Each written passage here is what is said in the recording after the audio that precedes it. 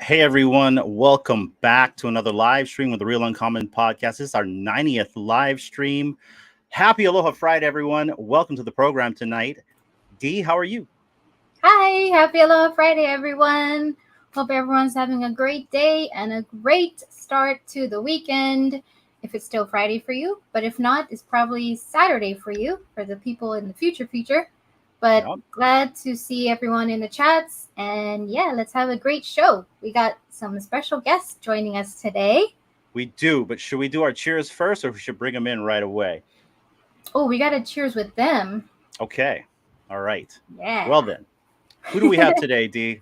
So we've got the man of the hour. We got Sleepyn Comics. And, and we've got Mr. Market Smart, Chris Severs. What's up, guys? Welcome to the program. Friday. Happy Aloha Friday. Hey, guys. Aloha. Thanks for having us. Yeah, thank you guys for being here. Thanks for your time. Yeah, guys, seriously, thank you for your time. This is the first time we've had Sleepyn on here. So Sleepyn, because Chris has been here on Aloha Friday before. We usually do a cheers to the audience, everyone. So happy Aloha Friday and cheers to everyone in the audience. As we say in Hawaii, Okole Maluna. So you got to drink now. Oh yeah, that's right. Fail. Cheers and not drink. Fail. Well, right on, everyone. Thanks for joining us today. Sleepyn, first time here. I like to make a joke all the time. It's an ongoing joke for an entire year that we are the basement below your basement. So I'm sure you didn't walk very far, but thanks for coming. Chris, though, you might have journeyed very far being all the way up there in Canada. So it's good to see you today as well, Chris. How are you both doing today? We'll start with you, Sleepyn. Doing well. Thanks for having me. I've been looking forward to this. Just a normal day here.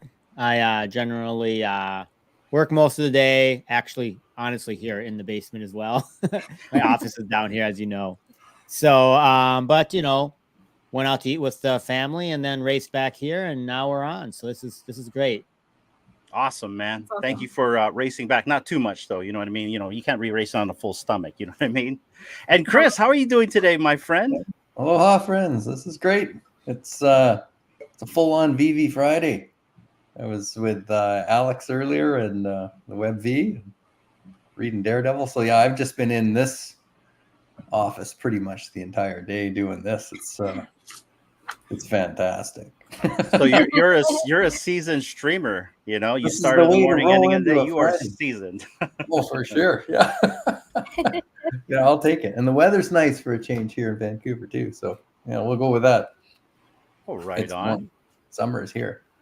It's definitely warm, guys. So over here in Hawaii, it's 100% humidity. We have like a low on the weather. So we're going to get some torrential rainfall later on tonight, which is normal over here, but it's sweating bullets. So excuse me if it's a little bit washed out, and I got all the windows open. It's really hot.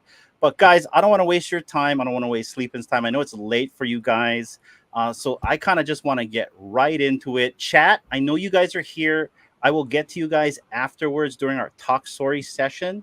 But I'm going to just jump right into this. And Sleepin', since the first time you're here, this is a big event for us. Could you tell us a little bit about yourself and how you kind of got into this space? How'd you find this space, man? So really, I just, I'm in tech. That's kind of where I've spent my entire life, in my real life, or what do you want to call it?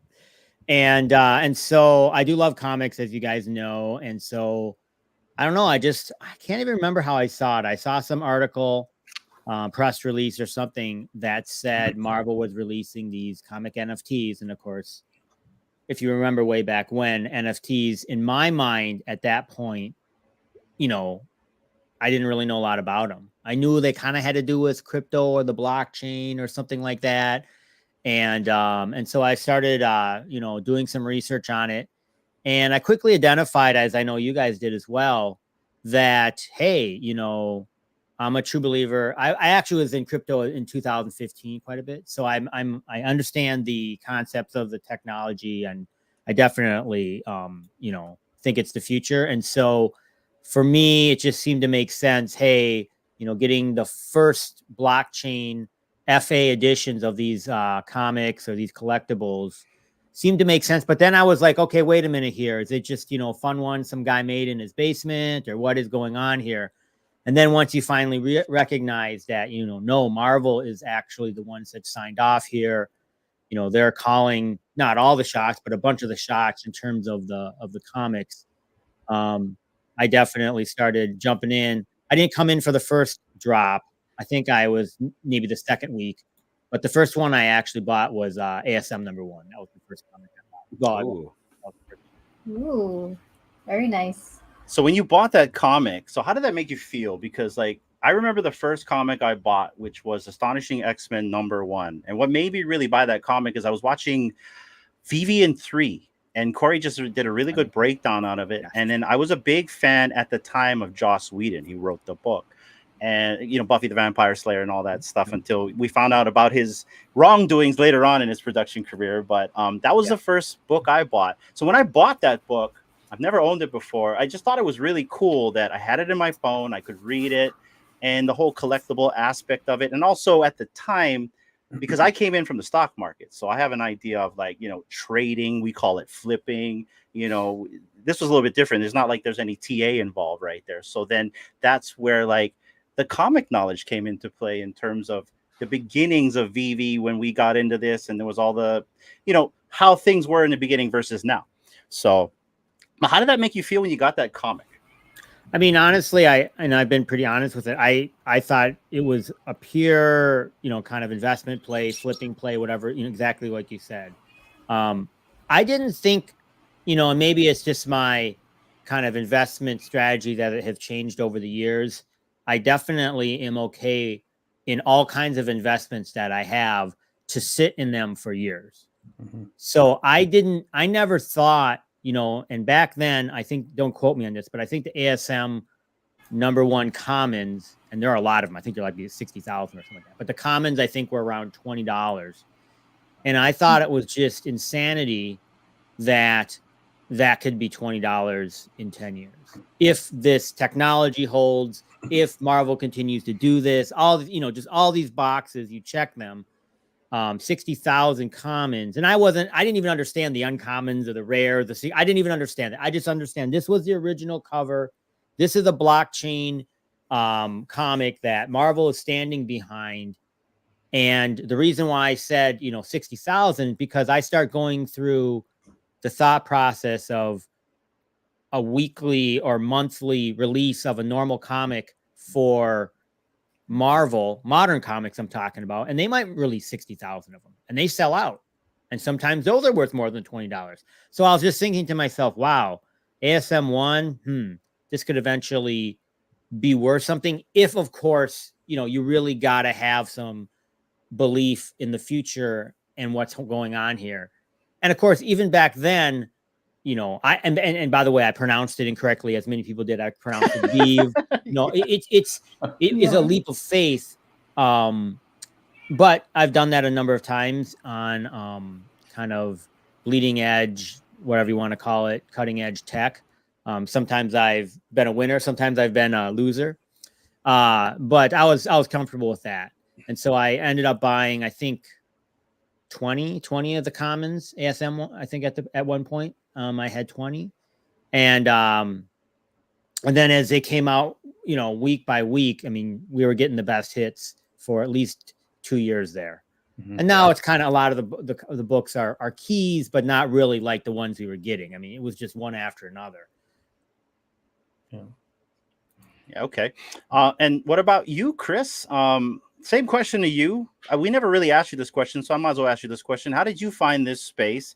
And kind of like the same journey Sleepyn took when he kind of found Vivi and all these other projects. What was your mindset when you first got into this? And, how do you feel about it now? Yeah, so similar. I mean, I came in when the narrative of these NFT things were coming around, and I was watching a few videos, some YouTubes. I was doing some Google search because kind of like you guys, I come from the tech industry. So digital marketing, I've been doing for 25 years, and programmatic data, first party data, CRM system integrations, you name it. I used to plug internet kiosks on hotel walls and connect the ISDN lines, right? I think we've had this chat, when there were no phones, no mobile phones, right? It was you want to check your Hotmail when you got off the plane. This is what you had to do, right? And so I kind of feel like I've been immersed since there was no internet, and then I've been knee deep in it since there was. And so when I saw this taking shape, it's like, this is pretty interesting. What's going on here? And I wanted to learn more. And so I started digging in, and that was my introduction to blockchains. And good or bad, it was a BitBoy crypto video that I watched. And he was talking about, could NFTs become a replacement to a collectible? And there's a company out there called Akomi. They've got this token. I'm kind of watching them. There's a few others like, Decentraland and all that. And I thought, man, this is pretty cool. I'm going to sit back and watch. This is basically what I did. And I watched MC1 drop with FF, Fantastic Four and ASM1. And I'm like, same thing as Sleepyn. How did they get that brand? What's Marvel doing in here? And that was a big aha moment. This isn't Vive or VV or who are these guys? Immediately I saw the potential that they're like the platform. They're the Apple who builds the tool that distribute apps that we enjoy. And today that change hasn't changed for me whatsoever. It's just now there's more apps, IP. There's more to do. There's more fun. And I mean, I look at the technology and it doesn't scare me because I see where we're going. This is just, we're a construction company and we figured out how to build a better, faster pipe to move transactions, which the internet was never built to do, right? It was built for a communications tool in the event that the worst happened that we lived through the 80s, right? With the Cold War. And then it evolved into a wonderful connection device where suddenly people could communicate all over the world in real time and share content. The problem with it was we were never really building it to share money, moving transactions, value, contracts, verification. It's not good at that. That's why it's hacked all the time. And that history of that is why we're still a little bit slow and hesitant today. And I still think a lot of people, to Sleepyn's point, are like, what is ASM1 doing as a PDF or a JPEG or whatever you want to call it on this screen? And I don't think the connections have lined up with how powerful this is. And yeah, to me, like 60,000, they could have done 1 million, right? I mean, I own multiples of them now, and the lower they get listed in the market, not financial, right? But I grab them up and gobble them up. I just, I know what they're worth in the physical realm, right? Even for fairly low grade copies. How could this be launching at $6.99 was my same thing with Sleepyn. And so today, yeah, I love it. I can't get enough, right? The fun I'm having with this was the piece that was missing in my comic collecting journey. I was kind of out there relatively on my own, right? Like you would go to the stores by yourself, shop by yourself. Maybe you had one friend that would go with you, or you could call and say, guess what I picked up? Today, when you're excited, you can share it with tens of thousands of people who all pat you on the back and say, hey, great job. And that's what it's about. That evolution to what we're doing right now has been powerfully meaningful, and so that's what keeps me here. So I couldn't agree more. I'm kind of in a similar boat as Chris. I'm actually been in communication since 1999, so I know everything that he's talked about. That I remember I got into the industry right when pagers were getting phased out, and we were moving to Nextels and all that. Actually, I had a Motorola Teletac. That thing was awesome. You could take that thing anywhere on the island, but the battery would only last like a half an hour. Yeah. But yeah, so like I saw the progression of this, and I remember when I first bought that comic book, this reminded me of when I started buying iTunes, when I started buying like music on Apple. Right. Even Sony, they had like their own little DRM thing where you only could buy stuff from them. So this reminded me of that. And I own like digital products from like whenever the first iPod came out. So I've got like a ton of iTunes music, that way too much music I bought in the past. So this kind of stuff has been familiar for me. But how I got into this space was I was in GME and also AMC. And so my very first NFT that I acquired was that golden popcorn that you got from AMC if you signed up for AMC Connect. Yeah. And I remember getting this thing. I'm like, okay, well, this is just a picture of a popcorn. And then I remember how much that popcorn went for. It's like somebody would buy like $500. Somebody bought the popcorn for. So yeah, that in my mindset, I'm like, oh, okay.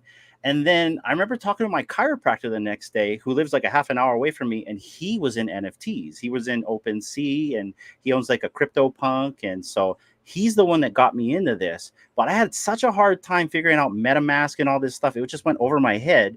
I just went online and I started looking for something related to NFTs, and then this was like Vive showed up.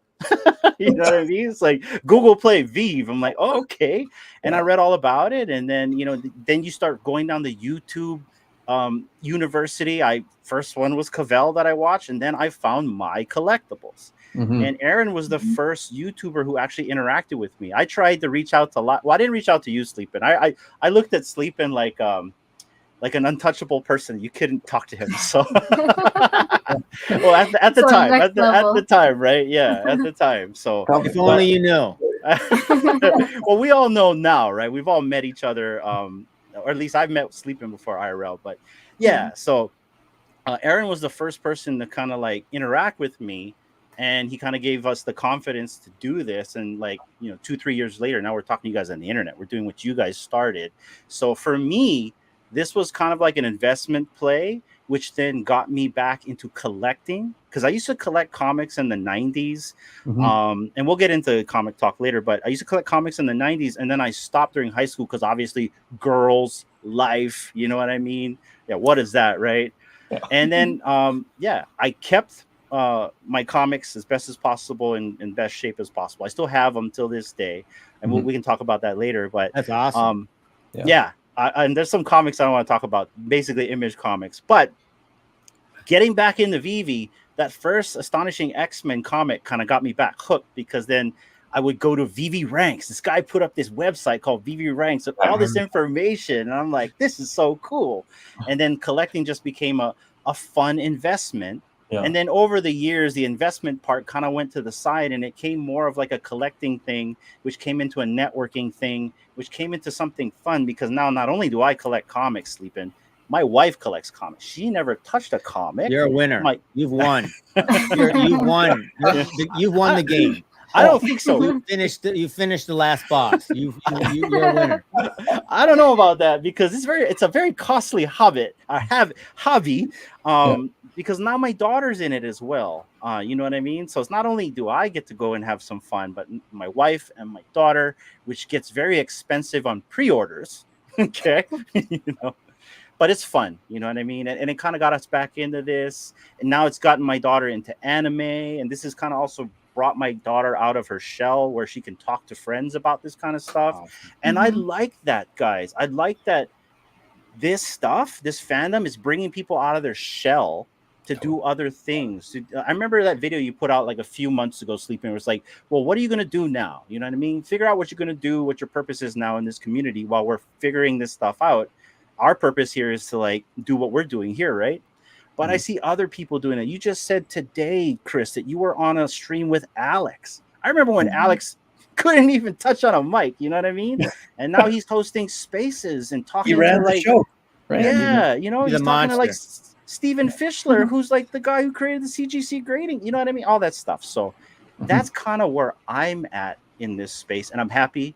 I love doing this. This is like turned into like a lifestyle for me. This is our third place. What about you, D? What do you think about all this? Yeah, I think it's great. Like a lot of people, we kind of all started off not really knowing a lot about it until we go down the rabbit hole or we see other people putting out content, and all the what I call the comic book experts like you, Sleepin, and Chris, and he knows a lot about stuff. I'm like, who are these people and why are they I important? know what I know. That's it. Yeah.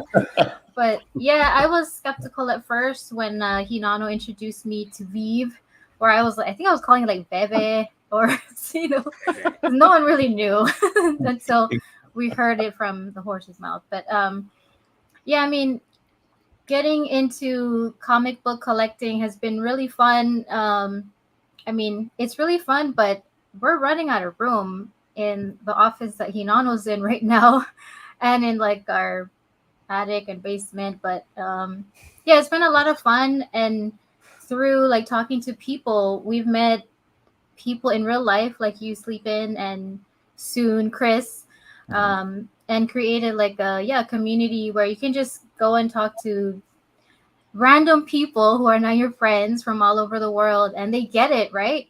Like if I were to go right now and talk to like, I don't know, my cousin, she would probably look at me like, what are you talking about?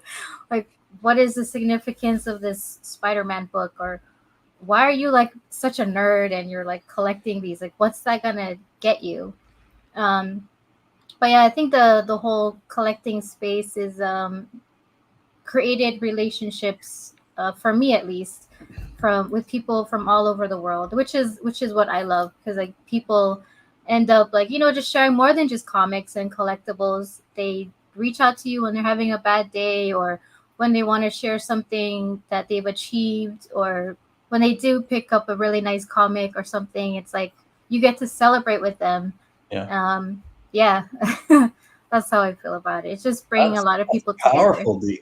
Like that's such a big piece of it, right? You're not. I mean, it's nice when you make a win by yourself and you take it home and you feel great. And you look at it, maybe put it in your wall or whatever. But that sharing is caring. Who said that? Dora? See. But it's true. It just amplifies the whole experience. And it doesn't matter if I'm a Daredevil and Wolverine fan and someone else is a Storm or a Rogue. It doesn't matter. It's that common bond, that connection across this whole thing that it's just. So, Chris, do you think that by blurring your background, we can't tell that that's a Hulk 181? I think I just look better when I'm blurred. I mean, yeah, it's no. I was just wondering, because I'm sure some of the people you're meeting with don't know that, right? It's like a test. You're like, can you tell what this comic is when I blur it out? Yeah, I can tell right away that it was Hulk 181. I went and had it blown up and put it up on the wall. That's something too that I've thought about so many times. Is I have so many titles now, right? And so many, great fun edition numbers and all that. I'm just wondering, which ones would I want to cover the whole wall with my Vives. Just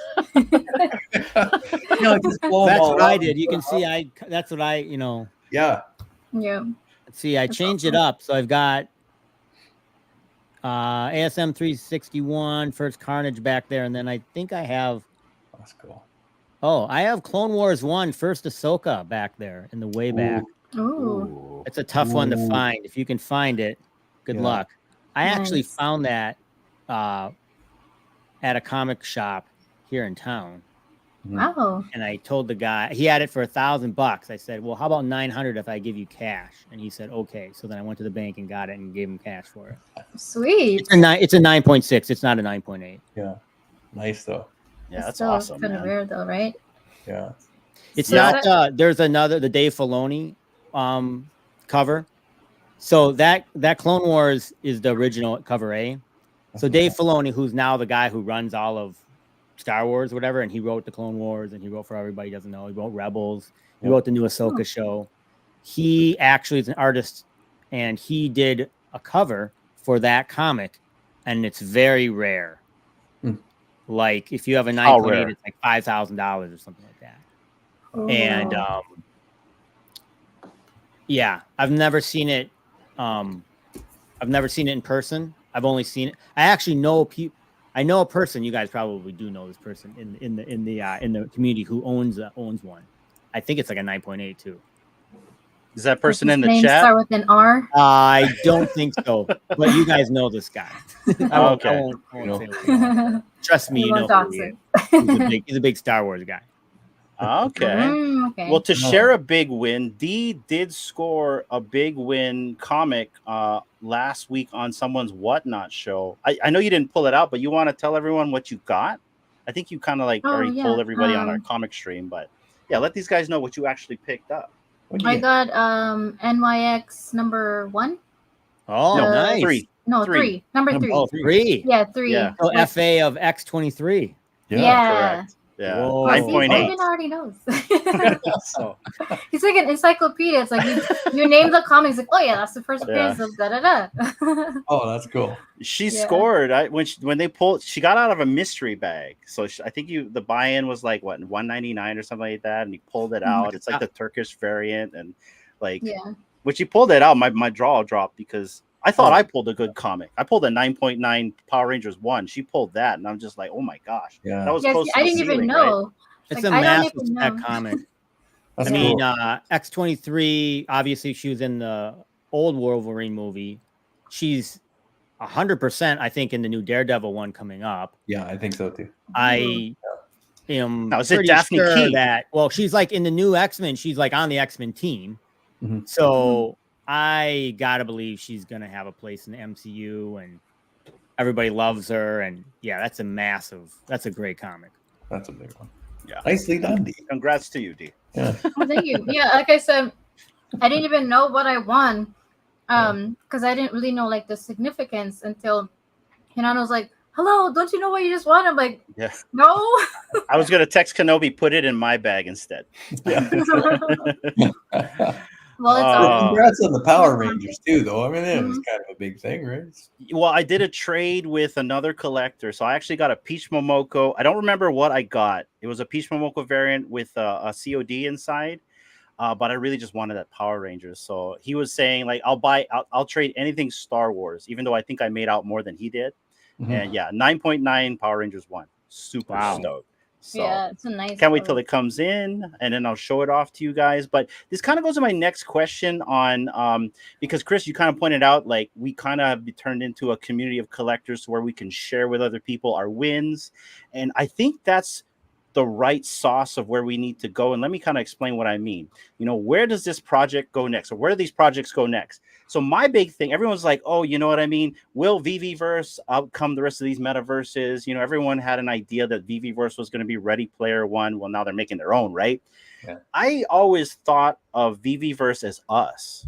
We are VVverse, right? The community itself is the VVverse. We're literally in the VVverse now, if you think about it. We're virtually talking to each other, talking about comic books, talking about collections. We do it on Twitter Spaces. We do it on X. So technically, the VVverse is just a construct to where we can do the same thing, but like in a more immersive scope, I want to say. And so for me, for where I think the projects need to go next, and this goes for everyone, is the social factor of it all. You know, once we get into a place where we can socialize and do these things, maybe we could commercialize that sociability, networking, all this other stuff. What do you guys think about that? Go ahead, Chris. Oh, Chris. Okay. Yeah, I mean, there was a time when my buddies and I would call into those party lines, right, with the phone. Wonder phone? Yeah, I remember like handheld phones. They had a cable on it. It was on your wall. It was hard. I think it was curly. Yeah, curly, and it sprung if you let it go. And then yeah, I think I mentioned this in one of my blogs, but like a Friday night would be here in Vancouver. We had a show called Good Rockin' Tonight with Stu Jeffries, and Stu went through the top 10 or 20 videos of the past week or month or whatever the heck it was. And I mean, that was just great. You would get together, but you were sharing limited communication. And here we are today, right? Look at this. I mean, how that has progressed, and really not, 20 years, right? But yeah, that's where I see this, and time horizons are always hard, because even though I'm in tech and it moves fast, nothing is ever fast enough for everybody, right? But when I think of a fully functioning VV-verse that's as simple and easy to use as what we're doing right now, we're probably 7-10 years. I can't imagine this is right around the corner. But I'm in no rush. But to your point, 100%, you're going to have venues, exhibitions, conferences, fireside chats, museums. I just think that there's so much potential. I mean, imagine if, I don't know, pick an idea, like you have an Aventador, a Lambo, and you want to learn how to fix the engine. I mean, everything is going to be AR, VR. You're going to be in the tools, learning it before you ever touch your physical one, right? Which is very similar to what we're doing. I can read my comics now. They don't degrade. You'll be able to have these experiences in better ways, but never impact your physical asset until you're really ready to or need to, right? I just see this this pairing off between these two worlds is going to be really exciting. That's but I mean, it's a big job. I mean, you and Sleepyn are probably bigger on the tech building side than I am. I can't imagine the enormity of that project, but what a fun one to be part of. Right? So. Yeah, I mean, from and as a lot of people know, that I've built a bunch some tech companies. Currently, obviously involved in one too that's VC backed, and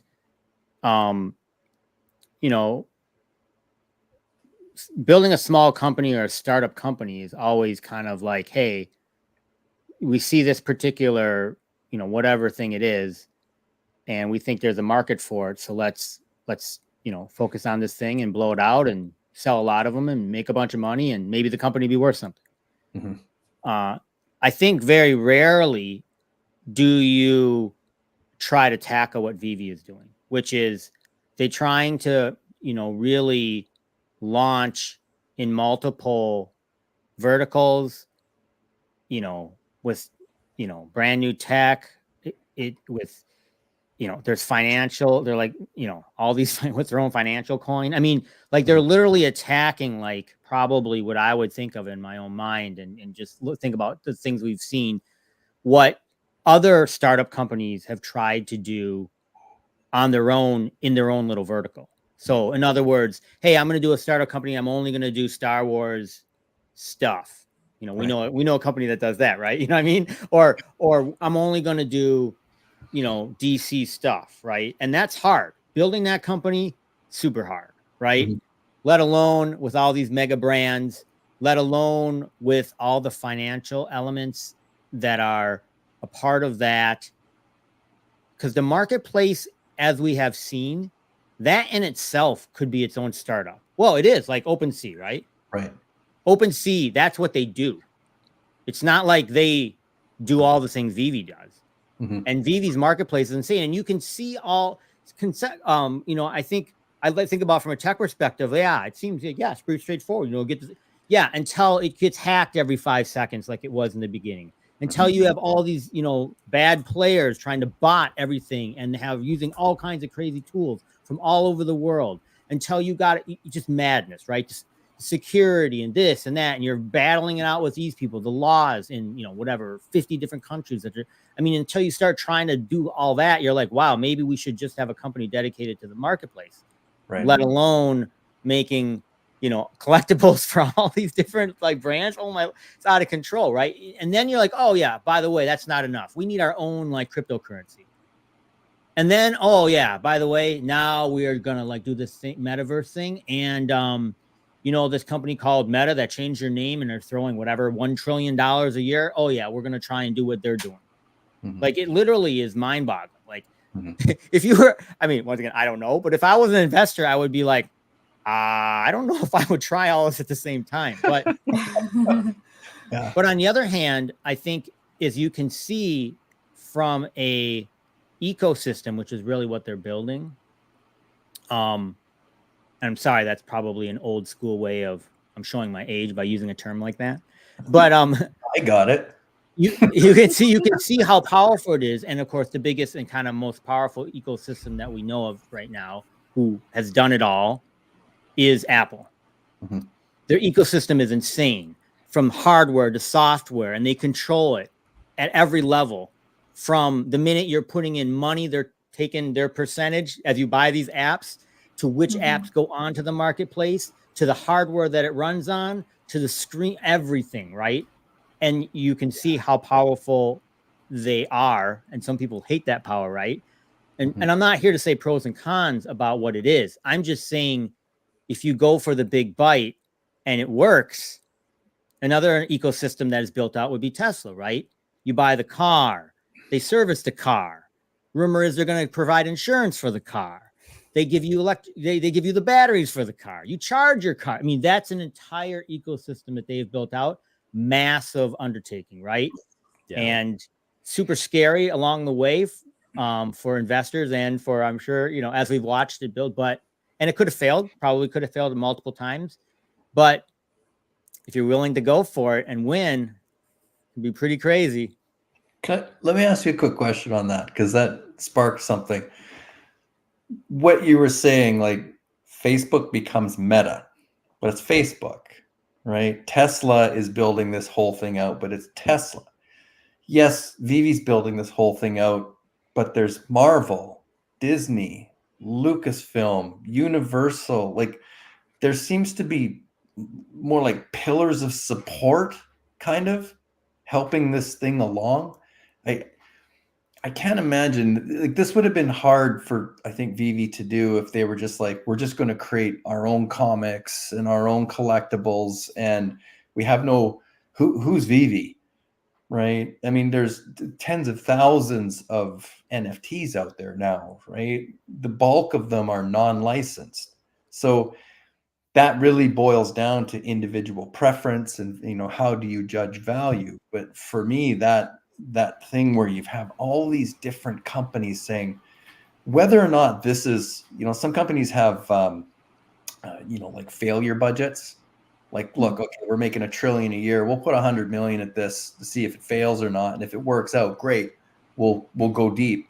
I'm not sure how this works or if that's the case here, but you have a lot of them saying, yeah, you know what, we're putting our chips here with this company. And it's difficult for me to imagine, and I think I've said this in the past, right? A Disney, a Marvel, a Star Wars saying, this is a real big risk. This is an enormous gamble. Let's put our brand behind it. I mean, I think, just in my opinion, it's not a risk for any of them. It's a joke for any of them, except for one brand. But let me tell you this, Disney sells lunch boxes. They've got their everything. This is just a drop in the bucket. They're giving a chance. It's an NFT thing out. You can make some golden moments. We don't care. We'll make a little. We're kind of interested in the metaverse and your little NFTs. Fine. Whatever. We'll give you a license. Same with Star Wars. We sell toys all the time in Target. We don't give. You can sell a couple of your little NFT toys, and that's it works. It fails. We don't care. We're trying something new, and that's true except for one, and that is Marvel. Because Marvel only does one thing. They make, they do a lot of things, but their core thing of the core is they make comics. And you're going to let this company do the most core thing we do.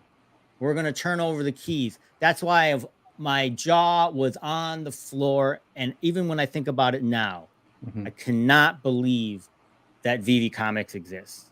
Same day delivery. Yeah. Same day. Absolutely bonkers. Yeah. You know, you kind of toe a little bit of deja vu, because I could have sworn, Chris, you've said this before. You've echoed the same words as Sleepyn in regards to Marvel being in the game, and Marvel wouldn't be in the game and be serious with this project, you know, with their keys of their assets. You know what I mean? So it's very interesting that they have it, right? And the same day comics, isn't it interesting that also isn't that first appearance now of everything, if you think about it, because it's minting the same day as print, if you think about that, right? So totally, it is, you know. And then we've seen first appearances, right? Come, you know, what is it?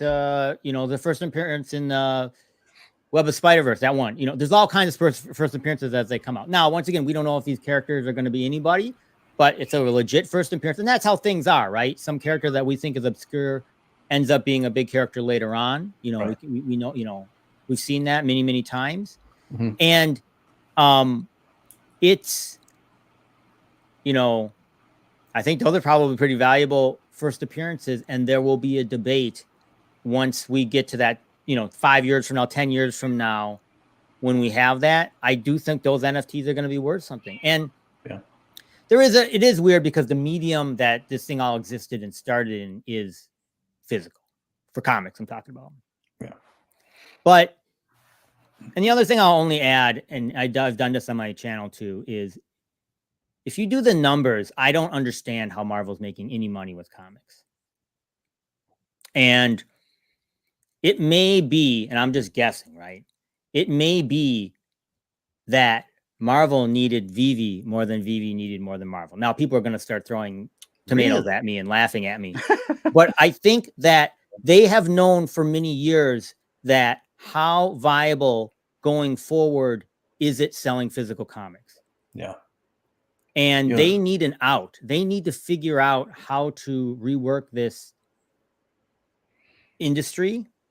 They've tried a lot of different things, and they're kind of, you know, cheating on a lot of things. What I mean by cheating is they're like take the same comic and they reprint it in 10 different variants of the covers, and then they do 5 different reprints of the same book, and, you know, all kinds of crazy things. That's what I mean by they're kind of cheating it. They're trying to sell more copies of the one comic to try and get ROI, and they're dancing all over the place. Yeah. But the fact of the matter is that audience is not growing. I mean, they're not to be mean about you and me, Chris, but we're dying off. Yeah. So this is, I mean, I think one of the first blogs I wrote was about this, right? I came from Canada's largest newspaper chain, right? I was there for about 10 years.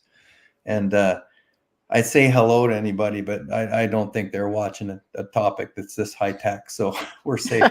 But that, I mean, I'll say this until I'm gone, right? I sat in a boardroom where a sales manager in a smaller market was concerned that her classified sales were falling, and they didn't know why. And she attributed it to this thing called Craigslist. And the senior vice president of the company said there is no chance in hell that some obscure little garage-based website out of the center of the United States is going to take down the newspaper classified behemoth. It was David and Goliath.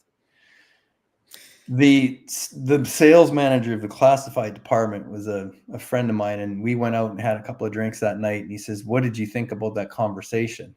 Right? Because I responded in the meeting and I said, "You should pay attention," right? This is like you've just stepped on a sliver on the beach and you're not really too worried about it until it gets infected, right? Then you're panicked and you have a chance to do something. Well, they did nothing, right? 6 months later, I think it was 60, 70 people that worked in the classified departments in Vancouver lost their jobs because there was no classifieds anymore. You couldn't charge a consumer $40 to sell 2 $10 used hockey sticks. The math was wrong. And as that was all going on, the narrative was suddenly, well, what is this internet? We can't put the newspaper on the internet. It's going to cannibalize our print product. It's going to kill our subscriber base, which is what pays everybody here. It's what allows us to do all these great things and pay our executives millions of dollars a year in bonuses that they probably didn't deserve. But none of those decisions were any further future focused than maybe 6 months ahead. Everything was, what are we getting? What do we have to do the next quarter? There was no 5-year plan. And because they never had to. Newspapers have been around, I don't know, 100 years on the same model, never had to worry that a technology was going to disrupt it. Well, boy, did it, right? And so then there was mad scramble. Now what do? Well, we have to put up paywalls. We'll give you 10 free pages of content. You want 11, you got to give us $10 a month now. And guess what? No one paid. Yeah. We had, at one point, we had millions of subscribers. I think today there's less than 100,000. And you know what the age category is? They're just holding on. The newspapers that used to be 50, 60 pages thick are 12, maybe 16 on a Saturday.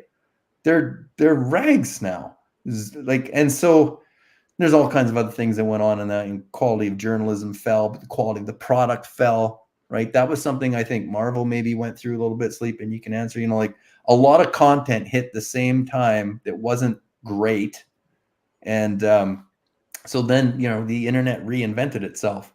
And here when you said that about Marvel, it kind of, it's like, wow, the future is digital. You can't deny when 100% of your market spends between 6 and 8 hours a day online, everything leads with digital. If you're not focusing your business like that, and some businesses are doing a great job, some are way ahead of others, some are still terrible at it, right? 20, 25 years with the internet being a thing, and you still have clients that, or I have clients that, have websites that were built in the 90s. They don't understand what SEO is.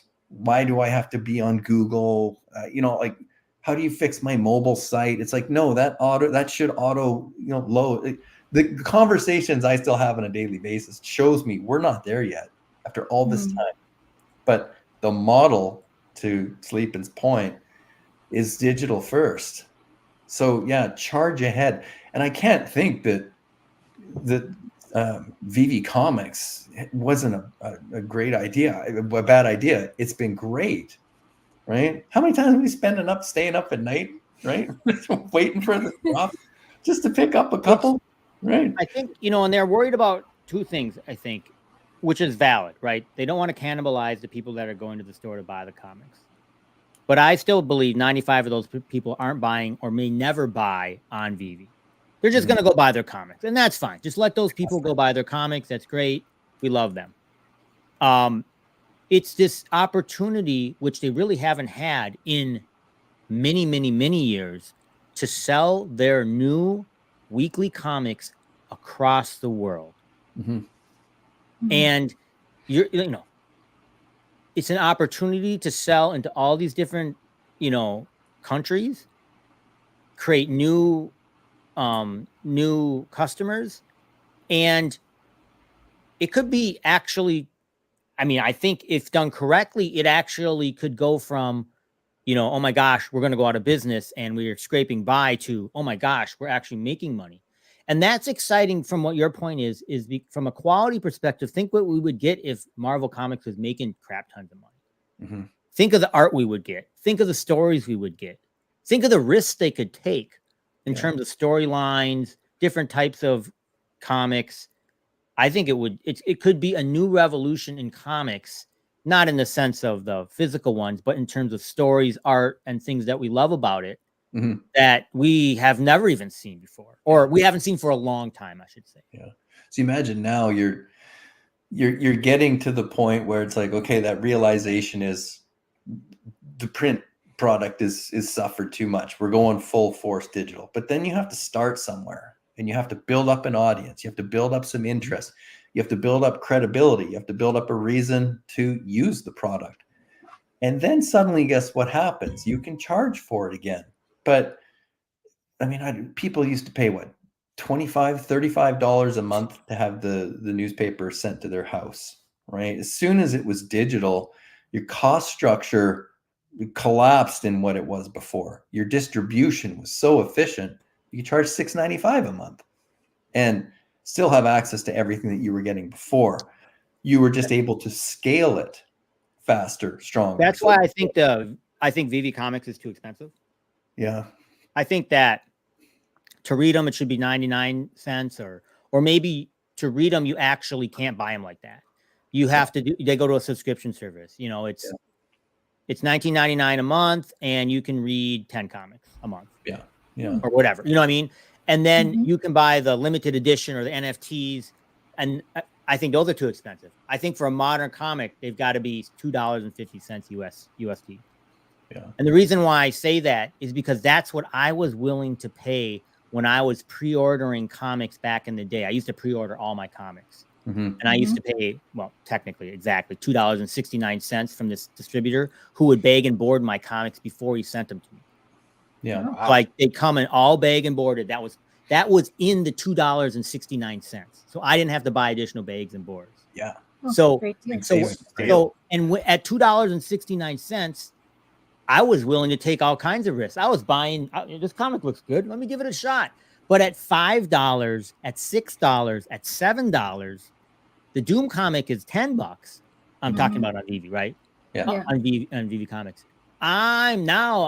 Maybe I'm just too tight with my wallet or whatever, but I'm like, hey man, I can't just be buying all this stuff. I mean, I don't have that much money every week. So that's why I think the price point is too high. Plus, when you look at, and I'm trying not to, this is going to sound really elitist and I apologize, but if you look at other countries, it's USD. $7 for a comic that I may not like out of a country that economy and dollar isn't as strong as the US dollar. Yeah. And I'm going like this with my head, and you're trying to get people in, I'll make it up, Spain to buy these comics. You got to drop the price. That's just my take. Well, it hurts us. I mean, in Canada, there's the fee, and then the US exchange rate is, I mean, on a good day, it's 30%.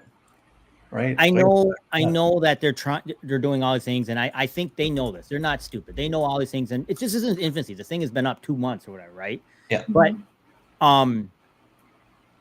I just think that they've got to drop that price point, throw some money into marketing, and I'm excited for them. Do you think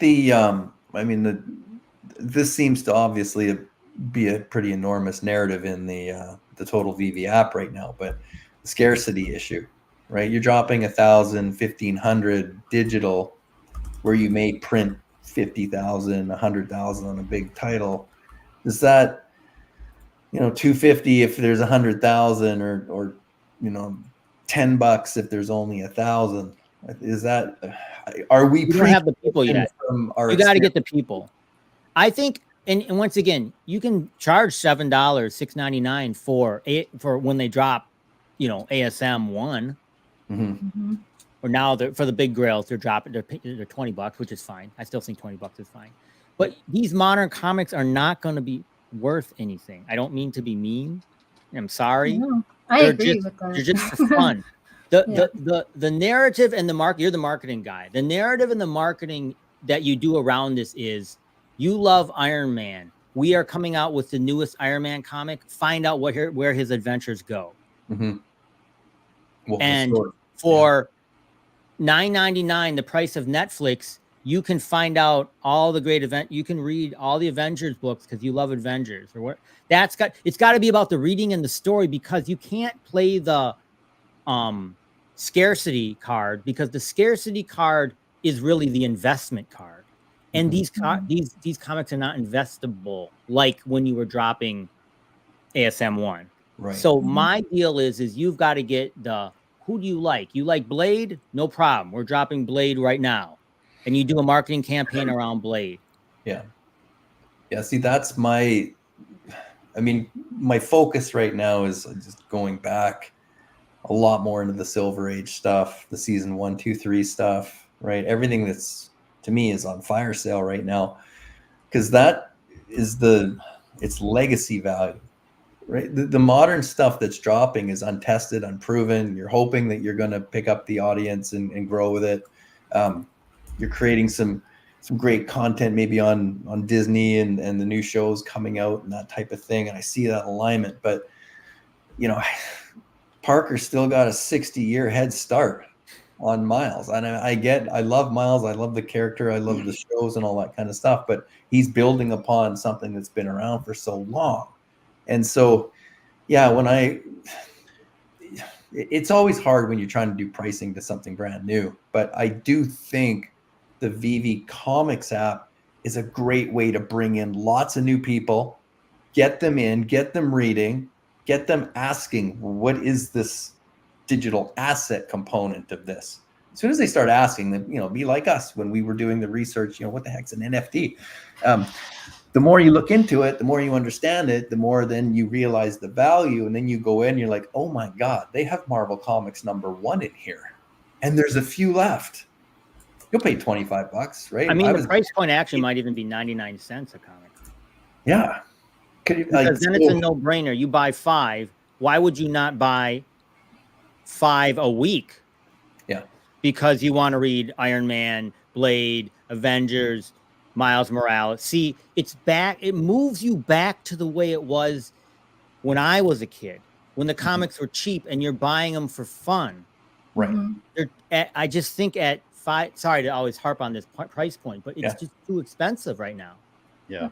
Yeah. I agree. Right in the beginning, right? When I would go downtown to the comic book shop and I was buying, or wait, look at Alex. Look at the,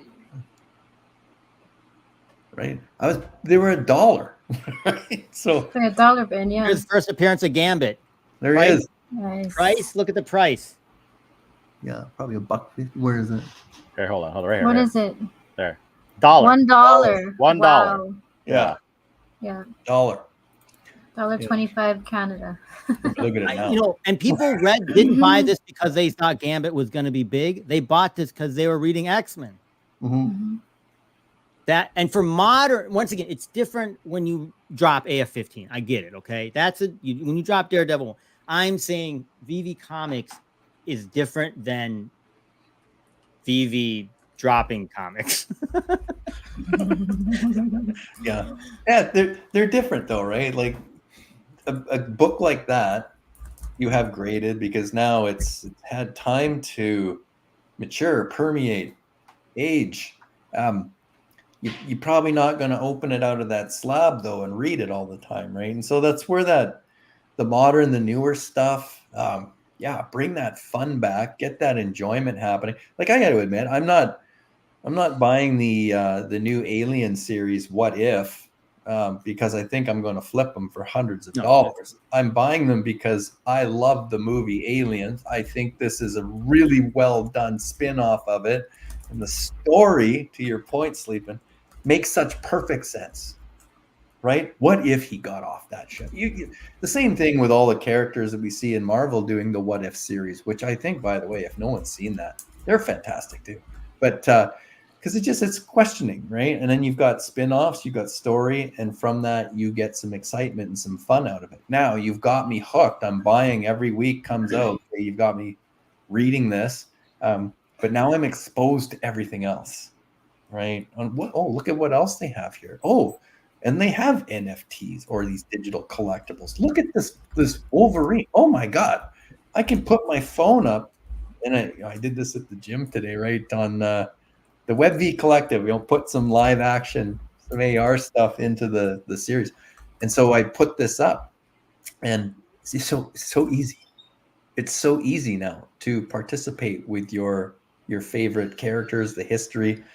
How does that not build another piece of momentum out of all of this? And so that's my point. If you can catch a small fish, use that small fish to catch more bigger fish, and just keep that going.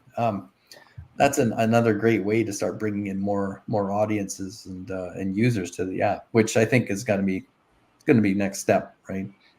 We want to see it grow. As soon as you start, a 10x from where we are today, audience numbers, that's not a big leap, big jump, but I can't imagine the impact that would have on like market listings and whatnot, right?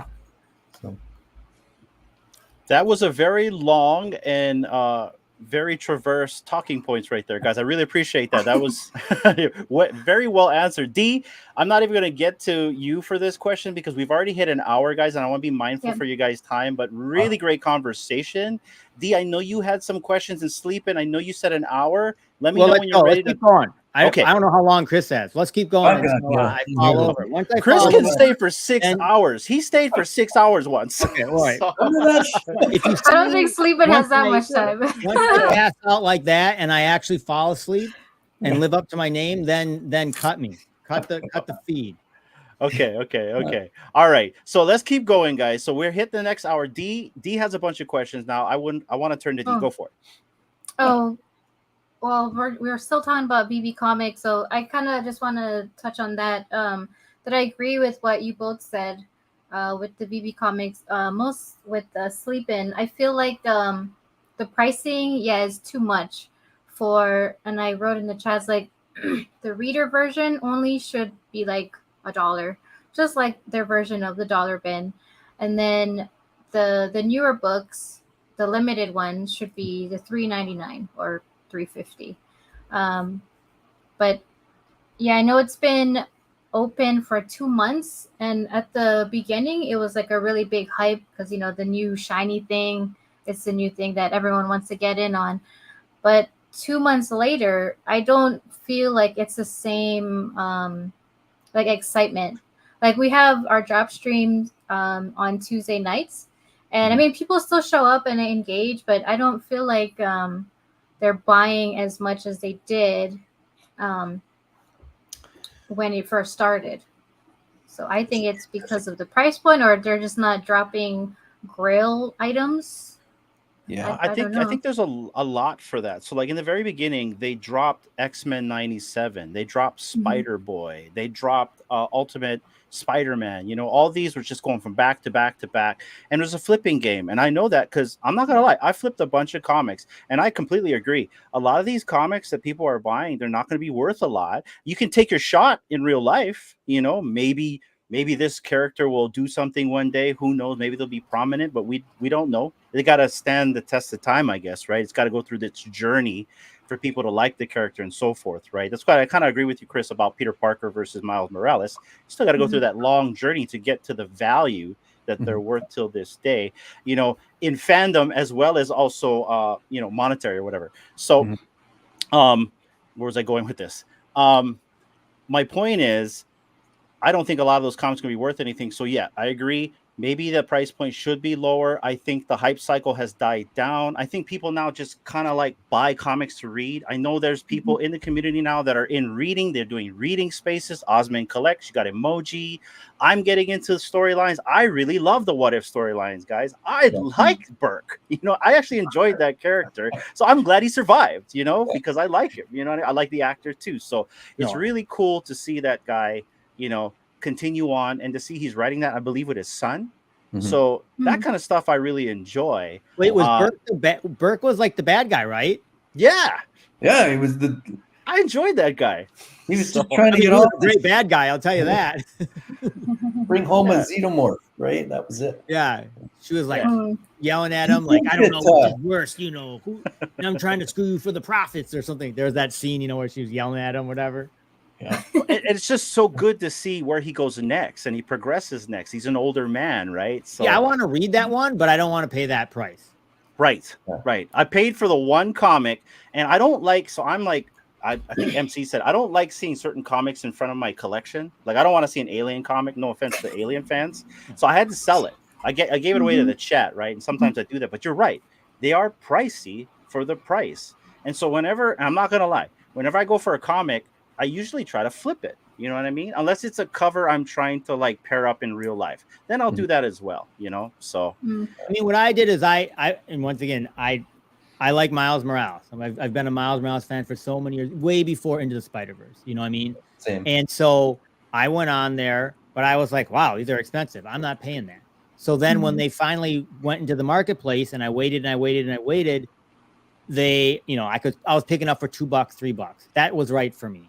Yeah. And I have in my physical life full runs of Miles, and I just want a full run of the latest volume of Miles in. So I'm a collector, right? Yeah. Prize. But so that's what people are going to do, and that's fine. I don't think they're going to be worth anything. I don't, you know what I mean? But then the other side of it, just is you'd be surprised. So, sorry, maybe I shouldn't be telling you this, but Oz and I are going to read House of X1. That's the one. Let's go. Ooh, Which is nice. an incredible series. If anybody's a House of X1, Powers of X, you have to read them one after another. It's kind of this thing. So I have the House of X, Powers of X hardcover book that they came out. And I don't know. And I always intended just to have it and read it later in life. I left it in a shrink wrap. But my collector Spidey sense was like, this was going to be worth something, but whatever. Anyways, I threw it in the shelf in one of my long boxes. And because we are going to read it, I was like, well, maybe I should read it. I'll open it and read the whole thing. Mm-hmm. So I don't have to open up my comic. I have all the comics too. I have everything, right? But then I got on eBay just for one last second to be like, before I open this shrink rack thing, let's see if this thing is worth anything. And that thing's worth $150. Well, right now they're on sale for $250. That hardcover. So, but they've been selling consistently for $150. So that's where you don't know. Maybe I'm wrong. Maybe a bunch of these things are going to be worth a bunch of money. Yeah. You know, funny that point too, right? Like when we're valuing drops a lot of times, I mean, I knee jerk, I go collect. I look at, you know, what's the last sales price? Oh, this book is $12,000-$15,000 at a 9.6 or a 9.8. That's a big deal. Mm-hmm. Yeah, I'll go for that drop and I'll pick up a few more in the market. Oh. And then all of a sudden, yeah, see, look, that's beautiful. Wow. Here, hold on. It's not even a comic. It's the blow you up. hardcover of Those those. Sleeping, if So that's the 150. 6 House of X and 6 Powers of X all wrapped in the right chronological order. It's like an Wow. omnibus. Oh. Mhm. And I That's bought it great. because I like it. And I was just like, but I didn't think I bought it because I wanted to read it in this format. I didn't buy it because I thought it was going to be worth anything in the end. Right. Yeah. That's my point, though. And if you think if that was $150, $250, that's in sometimes when we're doing these valuations, like, oh, that's not really that much of a book. But I think Aaron said this once too, right? It's like, yeah, well, go into the comic book store and how many $150 books are you going to buy? You might buy a whack of $1, $2, $3 books, but you're going to maybe get one that's 150. Like, it's hard to part with that type of, you know, monetary thing, right? So there's a lot of value. But is that unopened? Are you going to open that to read? That's no. No, I'm not, because it's worth $150. Wait a couple more years, and I actually think they're going to do House of X in the X-Men '97. I think they're going to do House of X in one of these seasons. Oh yeah, Or they're either going to do that, or they're going to do it in the MCU. So that thing is going to be worth a crap ton of money. Yeah, And The other I thing- have seven House of X, Powers of X of the secret rare. You know, we have the secret rare House of X, Powers of X. They're like they're paired combined. together. Yeah. I have 7 sets of those in the physical world, Wow. Oh. and I think they sell for like a lot each. So I can't imagine what that's going to be worth when they come out in the movies and whatnot. Right. That's what I think, right? Yeah. We don't know. See, and that's a great point, right? Because look at, I mean, anything connected with X-Men '97 right now is Mhm. pumping, and kudos to the show doing extremely well. But are the there you go. So here's first Rogue, Yeah, signed I by got- Chris Claremont. can you see this? Where's my camera picture? I would blow you guys up, but I don't have control. There we go. I can't That's get this okay. because I got the blurred one. I pulled But, out X-Men stuff because I know X-Men '97 has been. Then here's the granddaddy. Oh, I have X-Men 1 too, but my X-Men 1 is up on the wall. But here's the other one. Here's first appearance Nightcrawler. yes, First appearance Storm. nice. First What appearance grade is that? Colossus. So we have Is this that on a the app, nice- obviously. 4 or 5. Yeah. Oh. Nice. That's beautiful. So yeah, I know Chris. kind of got to have these. I was gonna get this one graded, but I got so on that drop when I can't get this in there. Put Oh. it by your face. Oh, you have the X-Men SR. 97. Yeah. There you go. Oh wow, I gotta turn my blur off, but yeah. You gotta so turn your that's blur the- off. SR. Anyways, I got the SR on the Nice. X-Men '97. So first thing I did, we were still on the live stream, I think, and I went right on and I ordered one. Right. Smart. Smart. It's smart. I'm getting this. I'm pairing these two together. Yeah. So Well, he won the SR that night, right? I told That everyone, night. show us the dubs in the chat, and he got it, and then you ordered it that night. Wow, what a great Yeah. win. hadn't even hung off the stream, and I ordered. So you guys have watched the show, or have you not watched the show yet? Oh, yeah. I've already Oh, watched yeah. it twice now. Have you? Oh my god. Oh yeah, it's amazing. It's I'll watch it unreal. the third time. Mhm. Yeah, it's fantastic. So It's awesome. here's the thing, right? X-Men 97 or X-Men number 1, 97 number 1 is the first, right? And look at the price points that are going at. And then you had X-Men number 2, 97 number 2, and then you see it come right down. And that's another pricing strategy. I mean, usually when you buy runs, like I've got the original, say, West Coast Avengers run, not the one that we saw on Vivi, but the OG, with Hawkeye and everybody, and Mockingbird. And the number 1 is the combined worth more than all 4 of the other 3 or 4, right? And so that sometimes too, if you keep dropping subsequent issues at the same drop price as the first one, is that the right way to do it, right? Because am I going to be as excited to get into it? But you're gambling. I think somebody put that in the chat, right? You're hoping you get that SR with really low odds when there's only like 1,000 of them, right? So there's only 40 secret rare of this number 1 here, right? And so great. But they reprinted because they sold out in the store. They're probably going to do a third, I've heard, but the show's not going anywhere. They're just I think they're finishing pre-production of season 2, right? So that's I heard they fired the writer. Yeah. So who's show running it now? Oh, where did I just read this? And will it be the same style, right? Because they fired the guy. Didn't I saying that right? They fired the writer? Yeah. Because they didn't think it was going to be very successful. Why did they fire the guy? No, I think there was, I don't know. I can't speculation only, but I heard there was some, OnlyFans kind of stuff going on. Oh boy. You sort of had to sever your relationship quickly, right? So, yeah. yeah. But he's done. They're not hiring him back. They're not. He's done.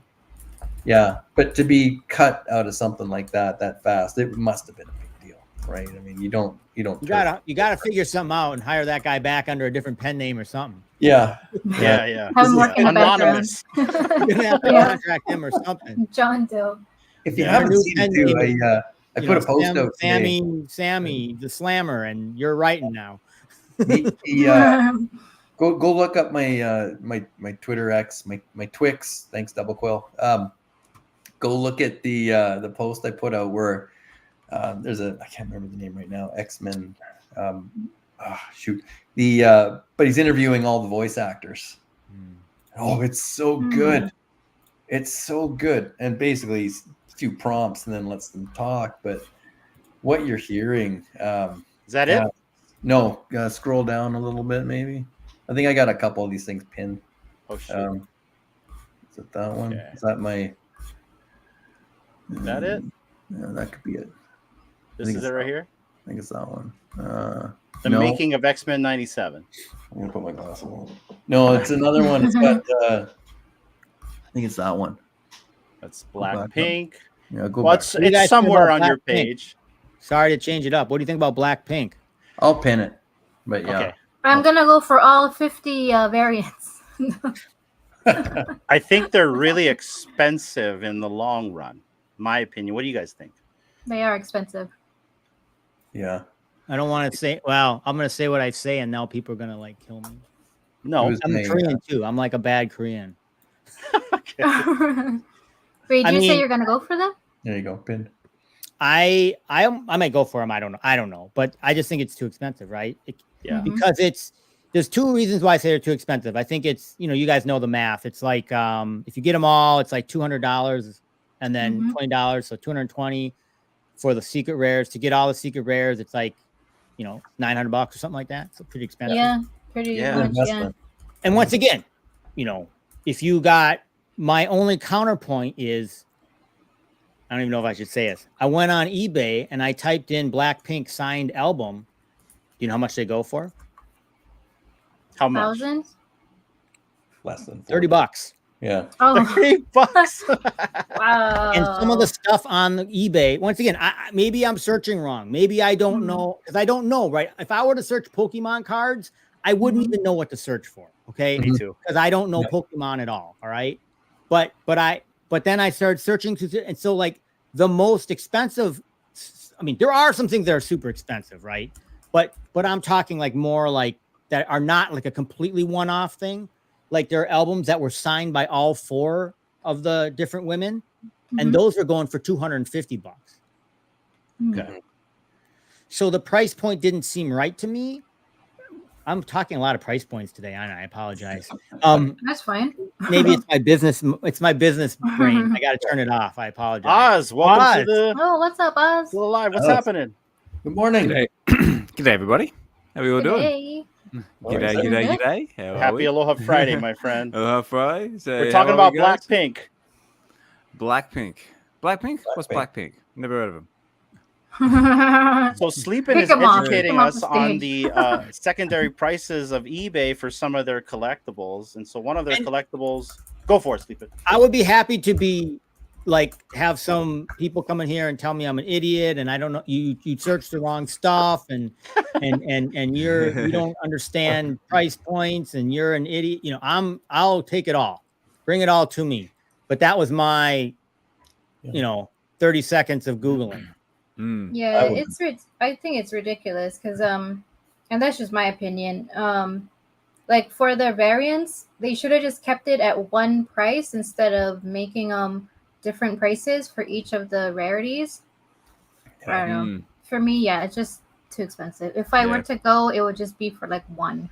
Yeah. Well, I so- think so if I- you're trying to get new users, the price point doesn't match bringing in any new users. And if anything, it's these old users that might want to go for it, maybe for that flip. I don't know.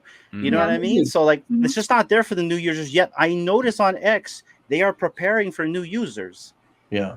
Just the Yeah. price point's not there It's for them. here's another way to look at it because I don't know. I know that when I come from Canada to the US, Mhm. I get pillaged in exchange rate.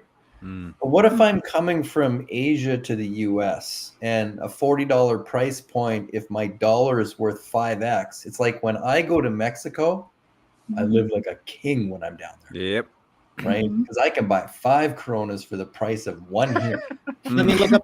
Well, there you go. Being as I am Korean, I'll look up the exchange rate for the won right now and give you your please. answer. Yeah. Keep talking among That's yourselves. it.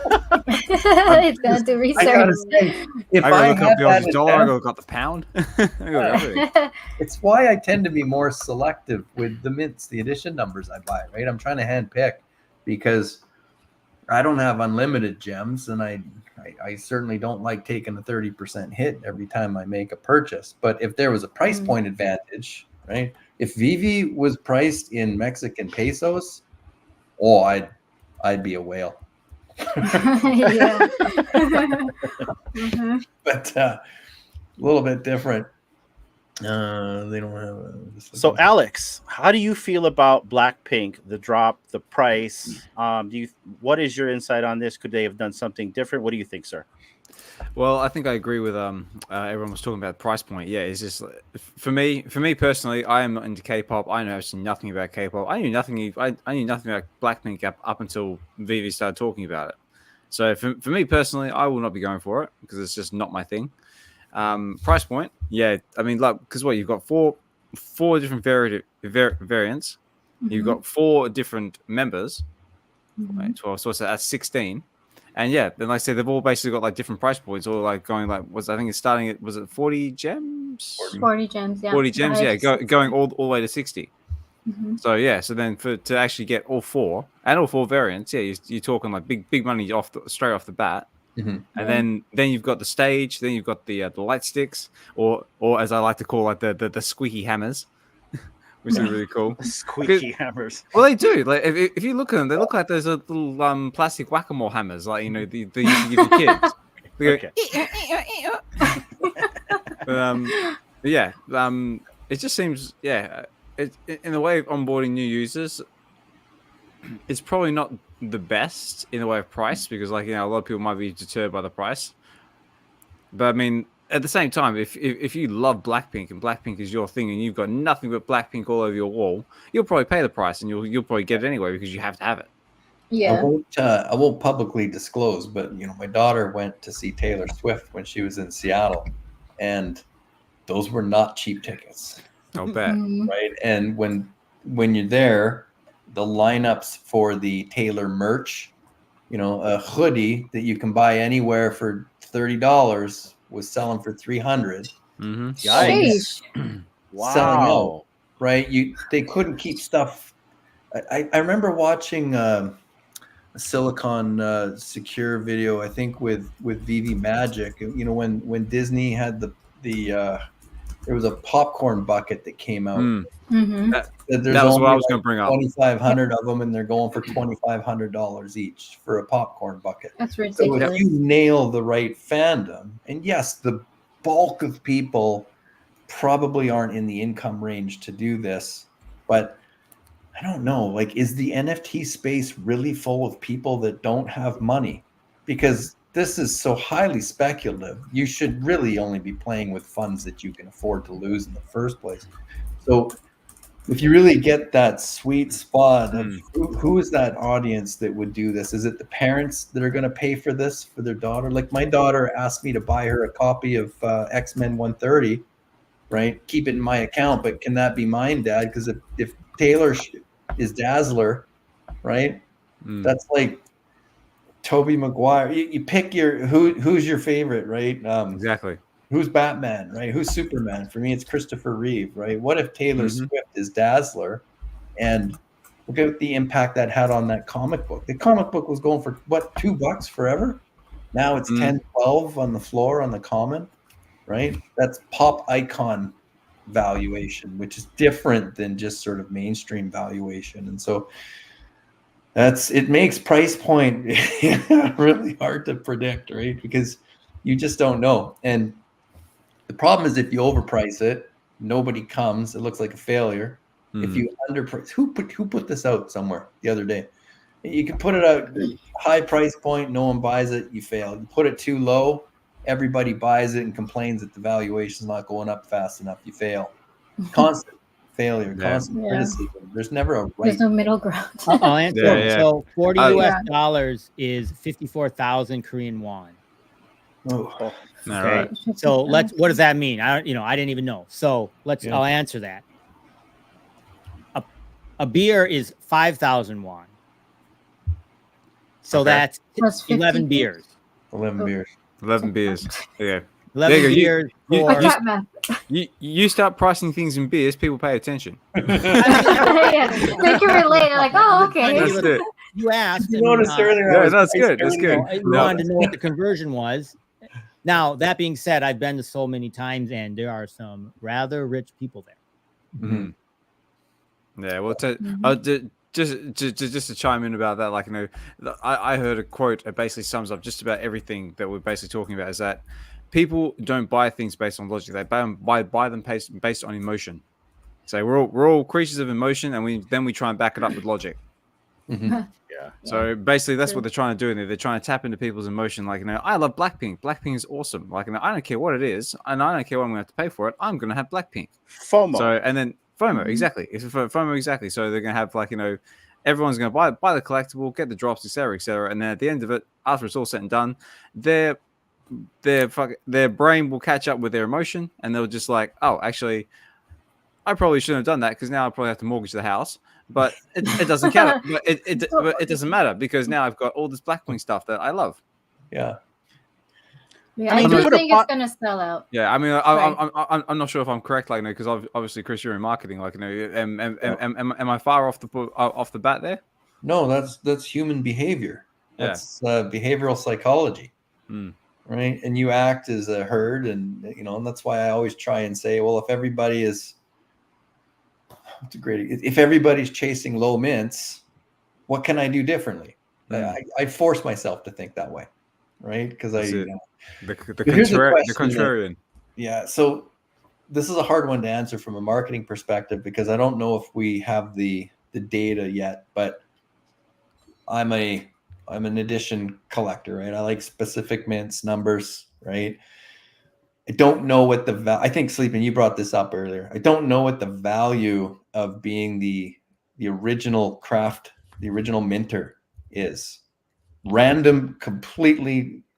You Google it, there is no historical or numerical significance.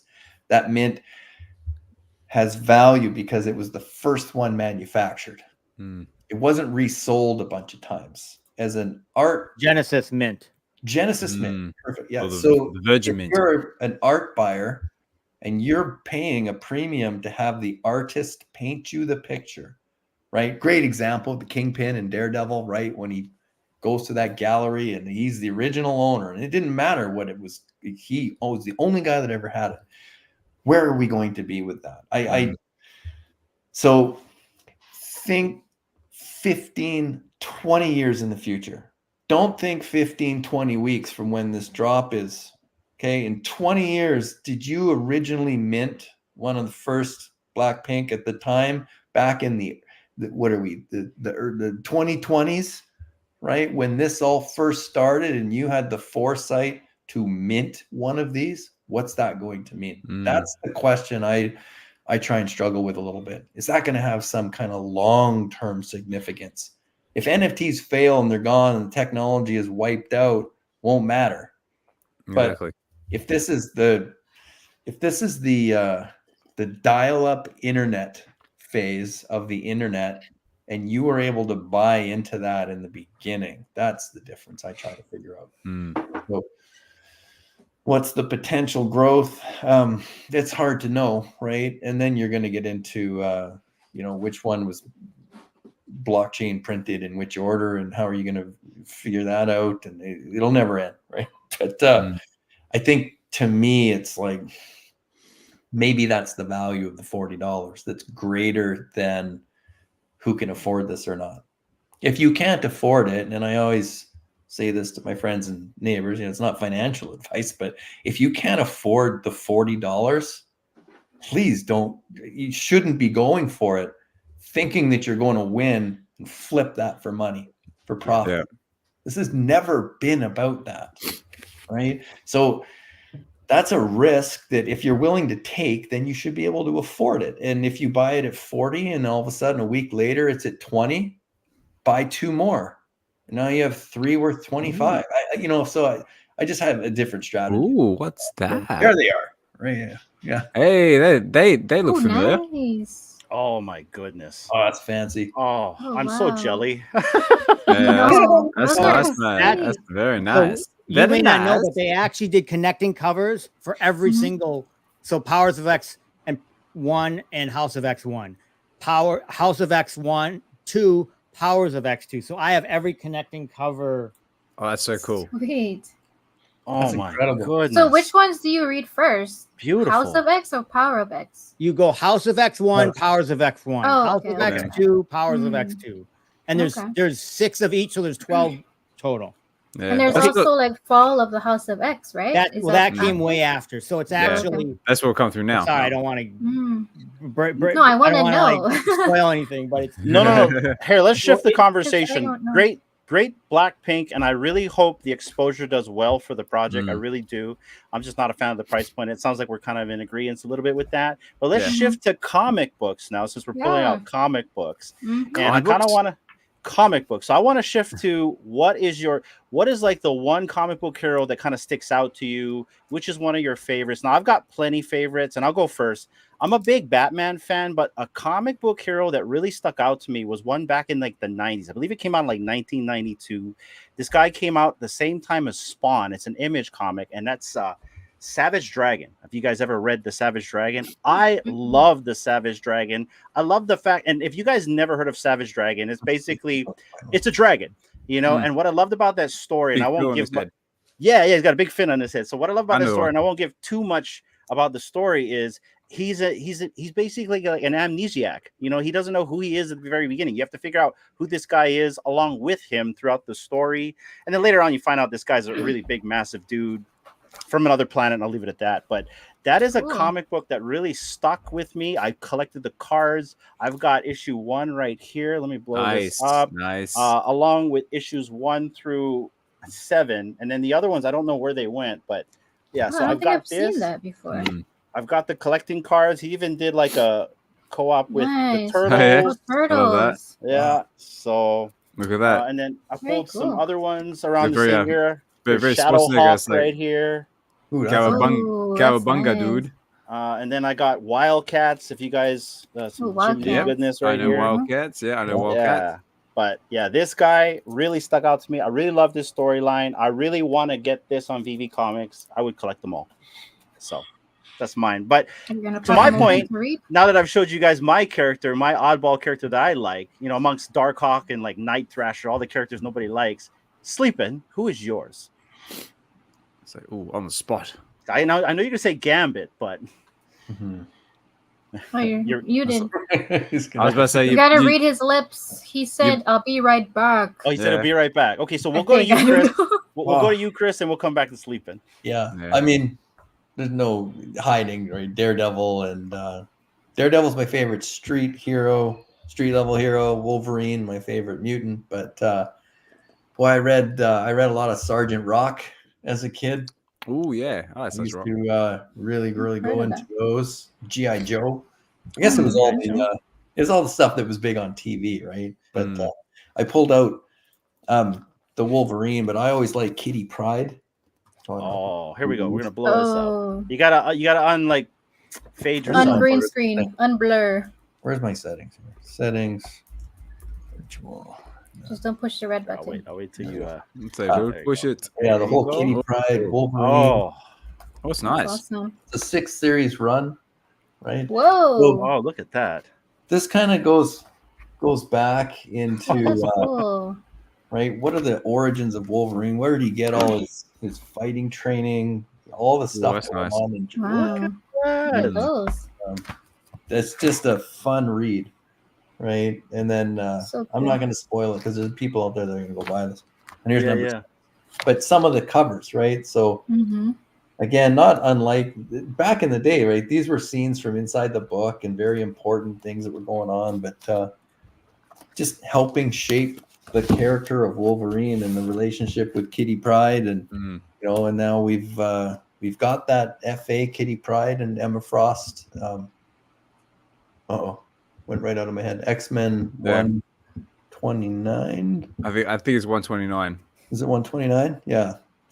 So things like that. So I mean, I have my favorite characters, but then I like reading sort of the surrounding stories, like what helped develop them, where did they come from? How come he's like berserker fight style, but he's also kind of a ninja? Like, where did he pick up those skills? How did he learn this? Right. So then you can go into the backstories, and it was actually picked up in was it Wolverine 2000? Where he goes to Japan and he's got all the ninjas chasing him, and right. Sleeping nose. Yeah. Right? I love when you see the film Encyclopedia. adapt from the books. It's very exciting. Well, just to chime in that, like with Kitty Pryde as well, like a while back, I covered X-Men number 25, which is one we recently just had a while ago, and boy That was does badass. that boy does Kitty Pryde unload on some of the guys in that Yeah. comic book. I mean, like that was some like crazy next level stuff. Like we were talking about it, and like on levels, Kitty Pryde is even more scary and dangerous than Wolverine. Yeah, Yeah. she's crazy. Yeah, no. If you haven't read the comic book, definitely check out the comic book, because she's like phasing grenades into people's chests and putting guns in heads. It's really spectacular stuff. Check it out. Very powerful. Like Sleepman just brought up the FA Rogue, right? I mean, Oh yeah. she's kind of like a central character in this whole season. Oh, one. she was so Oh, great. Yeah. So She's just powerful. so man, like it just goes back to like no wrath like a woman's scorn, man. Like she just like literally like messed up And then everybody. That's after she has absorbed Ms. Marvel, Captain Marvel's powers too. So that's why she's flying and smashing people too. Which people don't necessarily know. And don't tell my wife, Dee, but boy, like, is it easy to fall in love with a cartoon character like that? Yeah. Hey, I was like, yes, Admire there them. it Yeah. Yes, there is. Let us know in the That's not comments. weird. What do you reckon? Hey, I had a big crush on Psylocke, so Oh yeah, I she's don't know what badass it is. too. It's Yeah. great. I think John might agree with you on that one. Well, I had the swimsuit edition. Remember the Marvel swimsuit edition that came out in like 1992 or 3, and you had like Psylocke and everybody in swimsuit. I have it somewhere around here. Yeah. But yeah, I think it's in the I had basement. that plastered all over my walls, and Yeah. Psylocke was right above my door, and I still have that thing. So Nice. I know you know, D, because I Yeah. got questioned once. Who is this chick? It was Tigra from the West Coast Avengers. And she was Oh, in yeah. a bikini, and you're like, how does that work? Yeah. Yeah. Huh. It worked. Oh, It was hairballs. good. Yeah. Nostalgia. So Sleepin', Yeah. who is your comic book hero? I mean, it could be Rogue, it could be Gambit, but who is the person that kind of sticks out to you the most? Everybody knows, so I'll just lean into it. So it is Yeah, I was gonna say there's a certain Silver silver. Surfer. There you Silver go. Surfer fan. So Awesome. I have a lot of Silver Surfer, but I'll just show you. This is the second volume, which is the long one. The first volume is only like 14 like comics or whatever. This one's like 140 or something like that. And I've been slowly trying to get all 140 of them. I mean, I could go on eBay and Wow. buy them all, but I only buy them when I find them, and you know, I kind of wait for good deals or whatever. So Mhm. this is one. Beauty. I have a lot of them, so I just will show you the first 10. Oh, shoot. Sorry. Here we go back here. That's 2. Ooh. I love all those. Yeah, Oh, Yeah. very nice. Wow. Very nice. This is 4. Oh, yeah? I've never seen that one. And so Dee's new collecting journey, Silver Surfer is one of her favorites too now as well. Oh, cool. Yeah. Hey, D, you have to watch the because they have the original animated Oh, on look at that. Disney Well, Plus too. Oh, yeah, they Of do. Silver they do. Surfer? Yeah. Oh, okay. So you went and Look grabbed at that. all of those, huh? Nice. Look at that Oh, cover. whoa. Oh, That's interesting. man. Whoa, that's trippy. Yeah, Mm. that's tight. This one will be a someone you'll recognize. Oh, let's go. Whoa. Look at that. Hey, Galactus. Oh, Yeah. Wow. And Yeah. Mhm. But anyways, yeah. That's So That's awesome, Sleepin'. Yeah, no, No, very cool, mate. yeah. So I have. I mean, I might have 100 of the 140.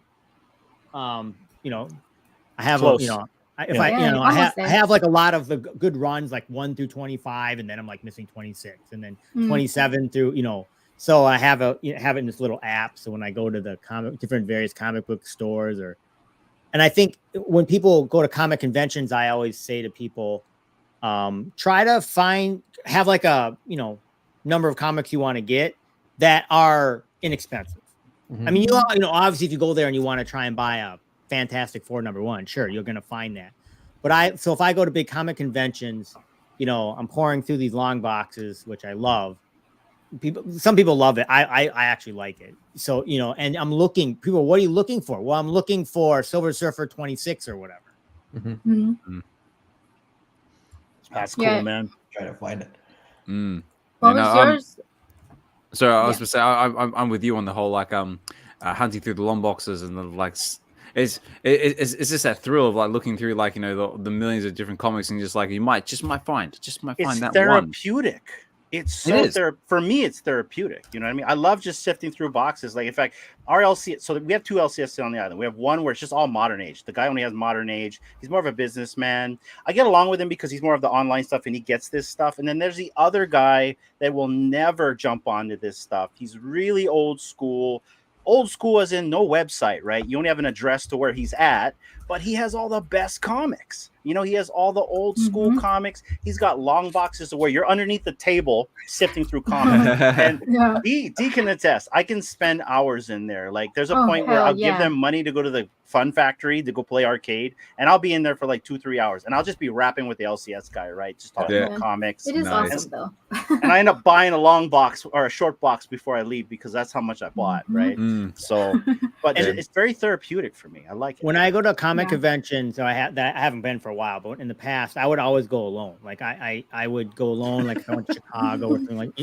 And I'm not trying to be a loner, but I just want to spend my time where I want to go, Not be the rushed. booths I want Yeah. to go to, and just I might spend 35 minutes in one booth going through the guy's long boxes, and I don't want to. If someone Yeah, else doesn't want to do that, I don't want to waste their time. That's So it. it's kind of like my private time or whatever you Yeah. want to talk Or you about. don't want someone like Me yanking time. on your shirt going, Dad. Dad, or Can we or go the now? naggy missus, or the naggy missus going.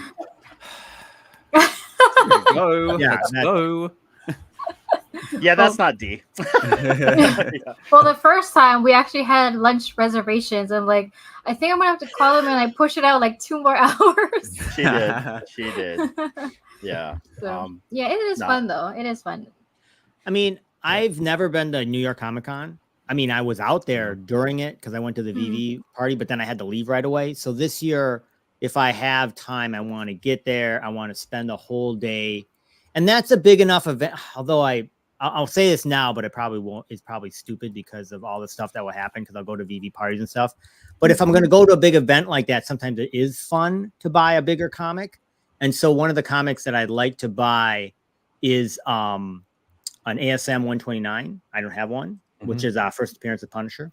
One of my favorite covers. Ooh. Yeah. And so we have nice that on cover. the VV app as well. Mhm. So I was thinking, well, I've always said the next big convention I go to, I want to buy an ASM 129, which there's going to be a million people selling them. You know, I mean, you can. But then again, I was thinking, I don't want to call that thing around. I'm going to be seeing a bunch of people. So we'll see.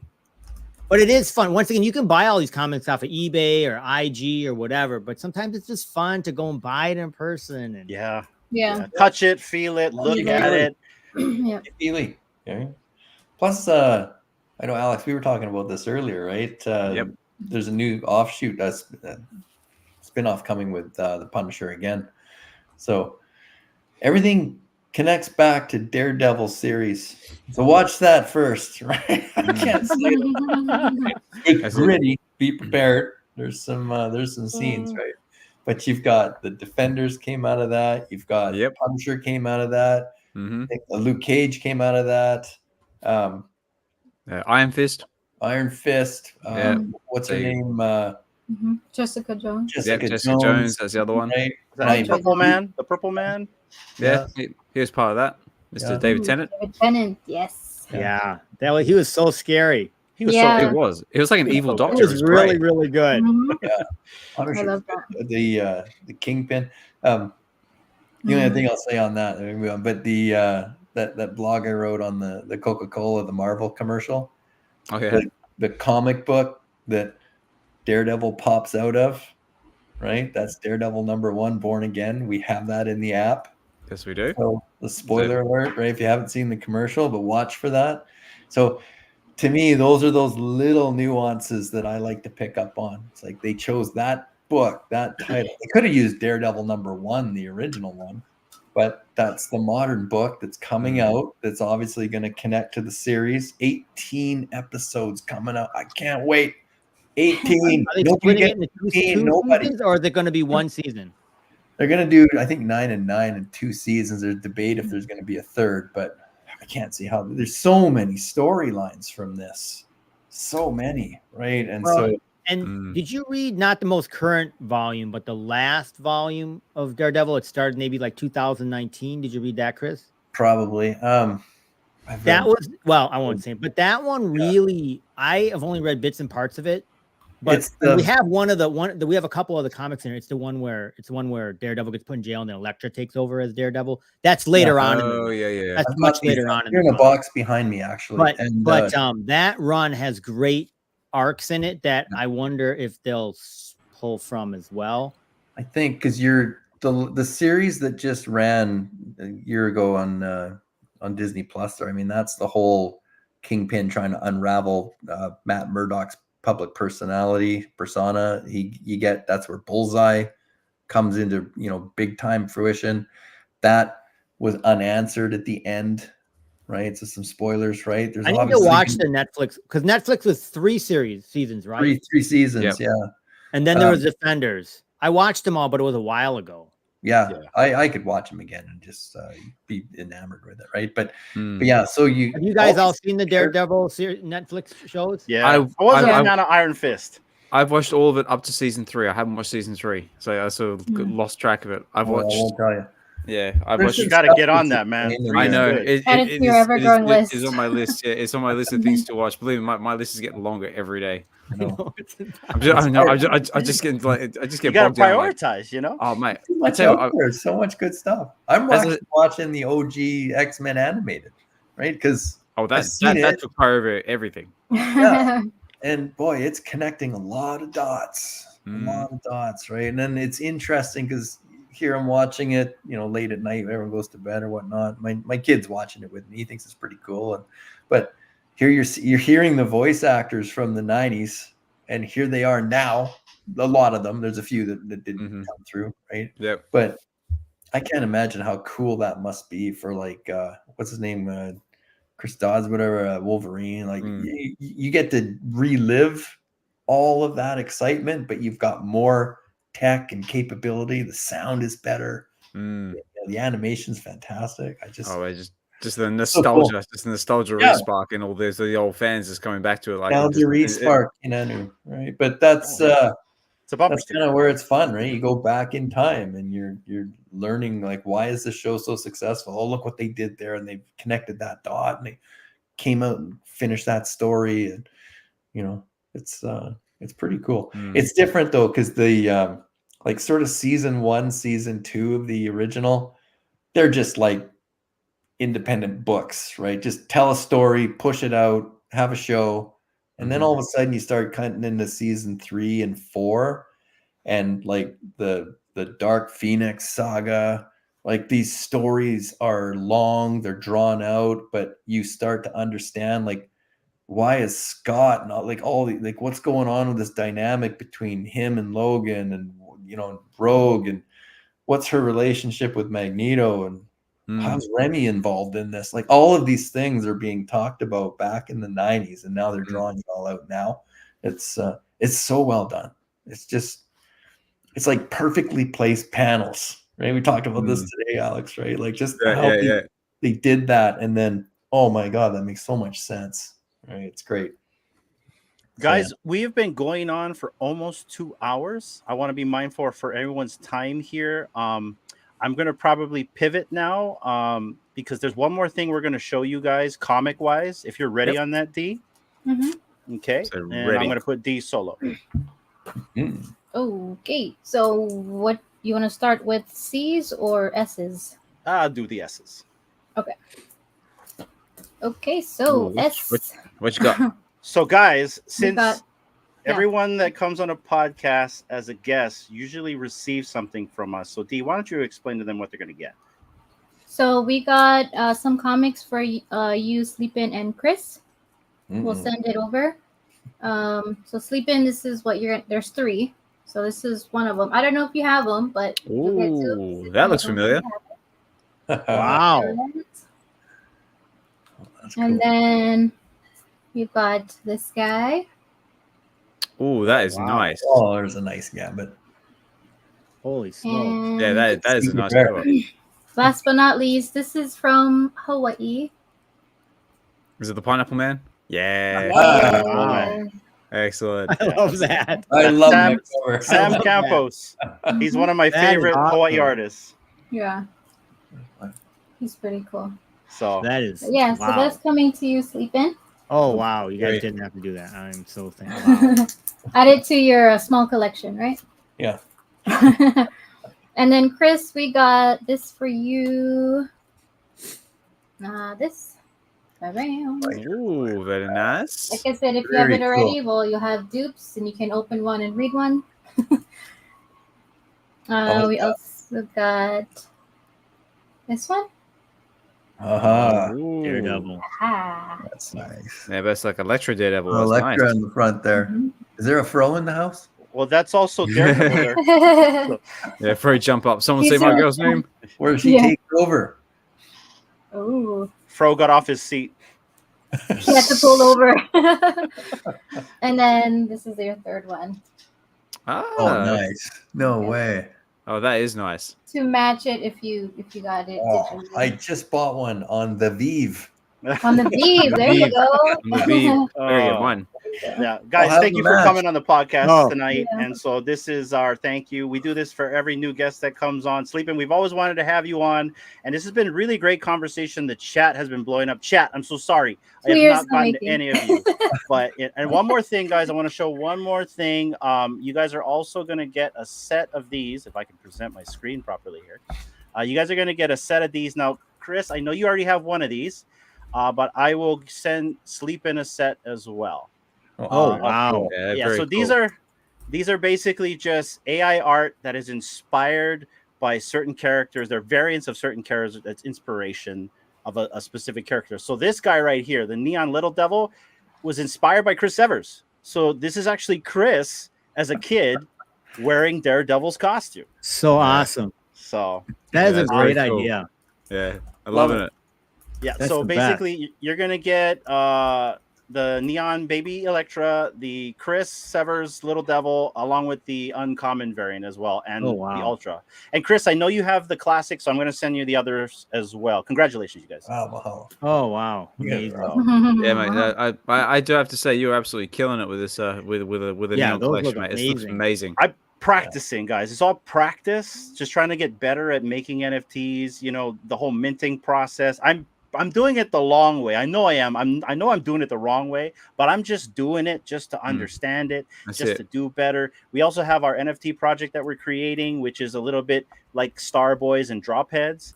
More to come on that. So yeah, this stuff, it's free. We don't sell it. You will never be able to buy it from us. But if you want one, you can win one in our chats. That's it. That's So, it.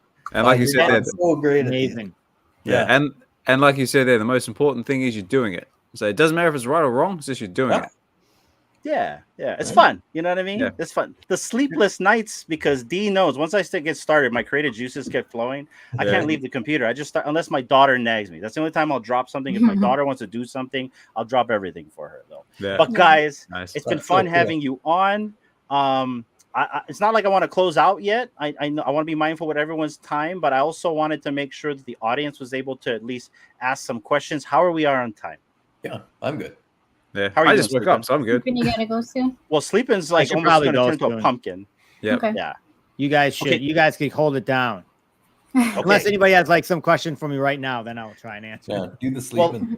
let's do this. Let's do some final words. Then Sleeping can run. And then I'm going to run these giveaways for our chats and we see where we're at after that. Sleepin, thank you for coming on, man. It really is a pleasure. We've been wanting to talk with you for a while. You know, we're not really the hard-hitting question podcast over here. We're more of like methodical, have these conversations. We want to try to provide a place where you can come and talk about your fandoms and whatever you want and just be yourself. And that's what the podcast is all about. So thank you. Yeah, thank you, man. No, you guys are doing a great job. It's and it was great to meet you guys in person. And, you know, really, I do feel like for myself personally, and, you know, I don't do as much content anymore, mainly because I'm busy and whatnot. But I think that the community has changed a lot over the past year. And I think the people that are left are the people who want to be here. And I think the people that are left want to collect stuff and like it. And it's pretty fun.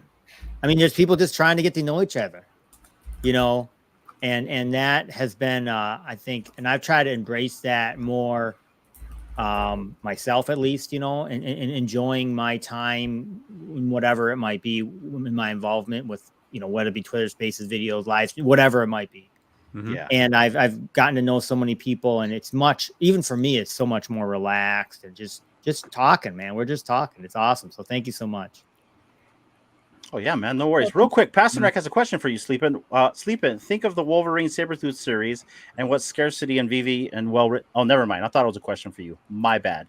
No, it's, I think, you know, scarce. It's true. It's scarcity will help us, but I think that in the end, what we want is to have as many people as we can enjoy these comics. And if we're coming at it from that perspective, I think, and really we don't, because we don't set the prices or we don't do any of that, but I think we're doing our part in terms of trying and Oz, what you do, and Chris, what you do, everybody's doing their little part to try to just help people understand and have fun with it. It's such a different game than, you know, let's do, and once again, I'm as guilty as anybody is, you know, let's do 10 videos and do micro analysis on how much we're gonna make if this one goes up by this dollar and whatever. Mhm. Yeah. Yeah. Last question, Sleeping from Nas. Will you be going to Comic-Con San Diego? No, that one I know I don't think I'm going to, unfortunately. I know there's a bunch of people going, and I know there's people, and I've been asked repeatedly, and there's actually some private parties I've been invited to, so I wanted to go, but no, unfortunately, I won't be able to make one. The one that I'm trying to go to would be New York, but then the other one that I would try to go to is Las Vegas. That was We're a going, good question. Stephen. We're all going. We're all, well, I don't know about All Chris, right. but I know might all have to the show three up of for a us. day. You should Might show have up for a day. I'll pick you up from the That's airport, it. man. So you tell Yeah. me. Yeah. We'll come. That's that's what I we'll did come and for get New you. York, right? I literally flew in like 1 hour before that party, went to the party, and then flew out. So I might have to do that in Vegas. Fly in for whatever is the big, hurrah, and then fly out because, just busy and other things. Although Life. my one son will be, both of my kids will be in college. I only have one kid left. Maybe I'll have more time this year. You might. Well, we'll be there if you're able to make it. Yeah. Now If I not, doubly want to go. Chris, if are you not- coming to Vegas? You got to go to Vegas. You've got to go to It's not Vegas. that far That's from- it. We'll come and get you. We'll come and get you. Wait, Oz, are you going to Vegas? Absolutely, I'm going to Vegas. I am literally like, He's working. coming to America. Yeah. I'm so happy to be in America. Chris, No, are you going to Vegas? I'm literally working might 6 have days a to. week to try and get the money together to do this. when is Vegas? When is it in Vegas? It's November. November 13 and 15, 14th, I think. 15 through 17. Oh, 15th through 17th. Okay. Yeah. Yeah. Well, We had a I lot of gotta fun last find time, 24 Sleeping. We hours had to a go lot to of Vegas. fun. Yeah. Yeah. So, I mean, I have Okay. to have a logo. in fact, I think I remember you going to a comic book shop like around 9 or 10 o'clock at night after a party. I'm pretty sure that's where you went one night.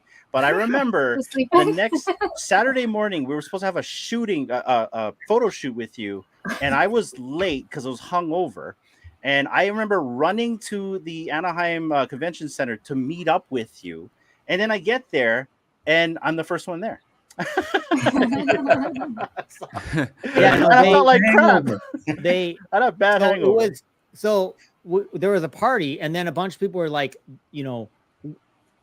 I might be embellishing this, so I apologize, but there was across the street a comic book shop. Like, so I didn't quite understand, like, if they set the party up there because there was a comic shop. Like, I didn't really understand. So then I'm like, okay, great, that's great, everybody. But then it was like, no, they talked to the owner. They're keeping it open because they want you to come over there. Oh, I bet. So then I'm like, oh, okay. Well, now I've got to go, right? So we go over there, and it was like a really nice comic shop. It was like the nicest comic shop I've ever seen in my life. It was like everything was all beautifully lit and everything. Wow. I want to be careful what I say here, but everything was like super overpriced. So I was like, wandering through. I don't, I mean, I don't know, what am I? And then there was just a bunch of people that we know were with me, and they were all just staring at me while I was looking at. What's he picking up? So then I was like, and then the owner was looking at me, and I was like, I don't know. So then I just like started. So what I did is everybody that was with me, I think I bought him a comic. Oh, wow. Oh, nice.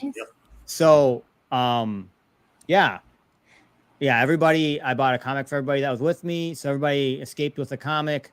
And then the owner was happy because I bought some of his, he stayed late, open late, and I bought a bunch of his comics.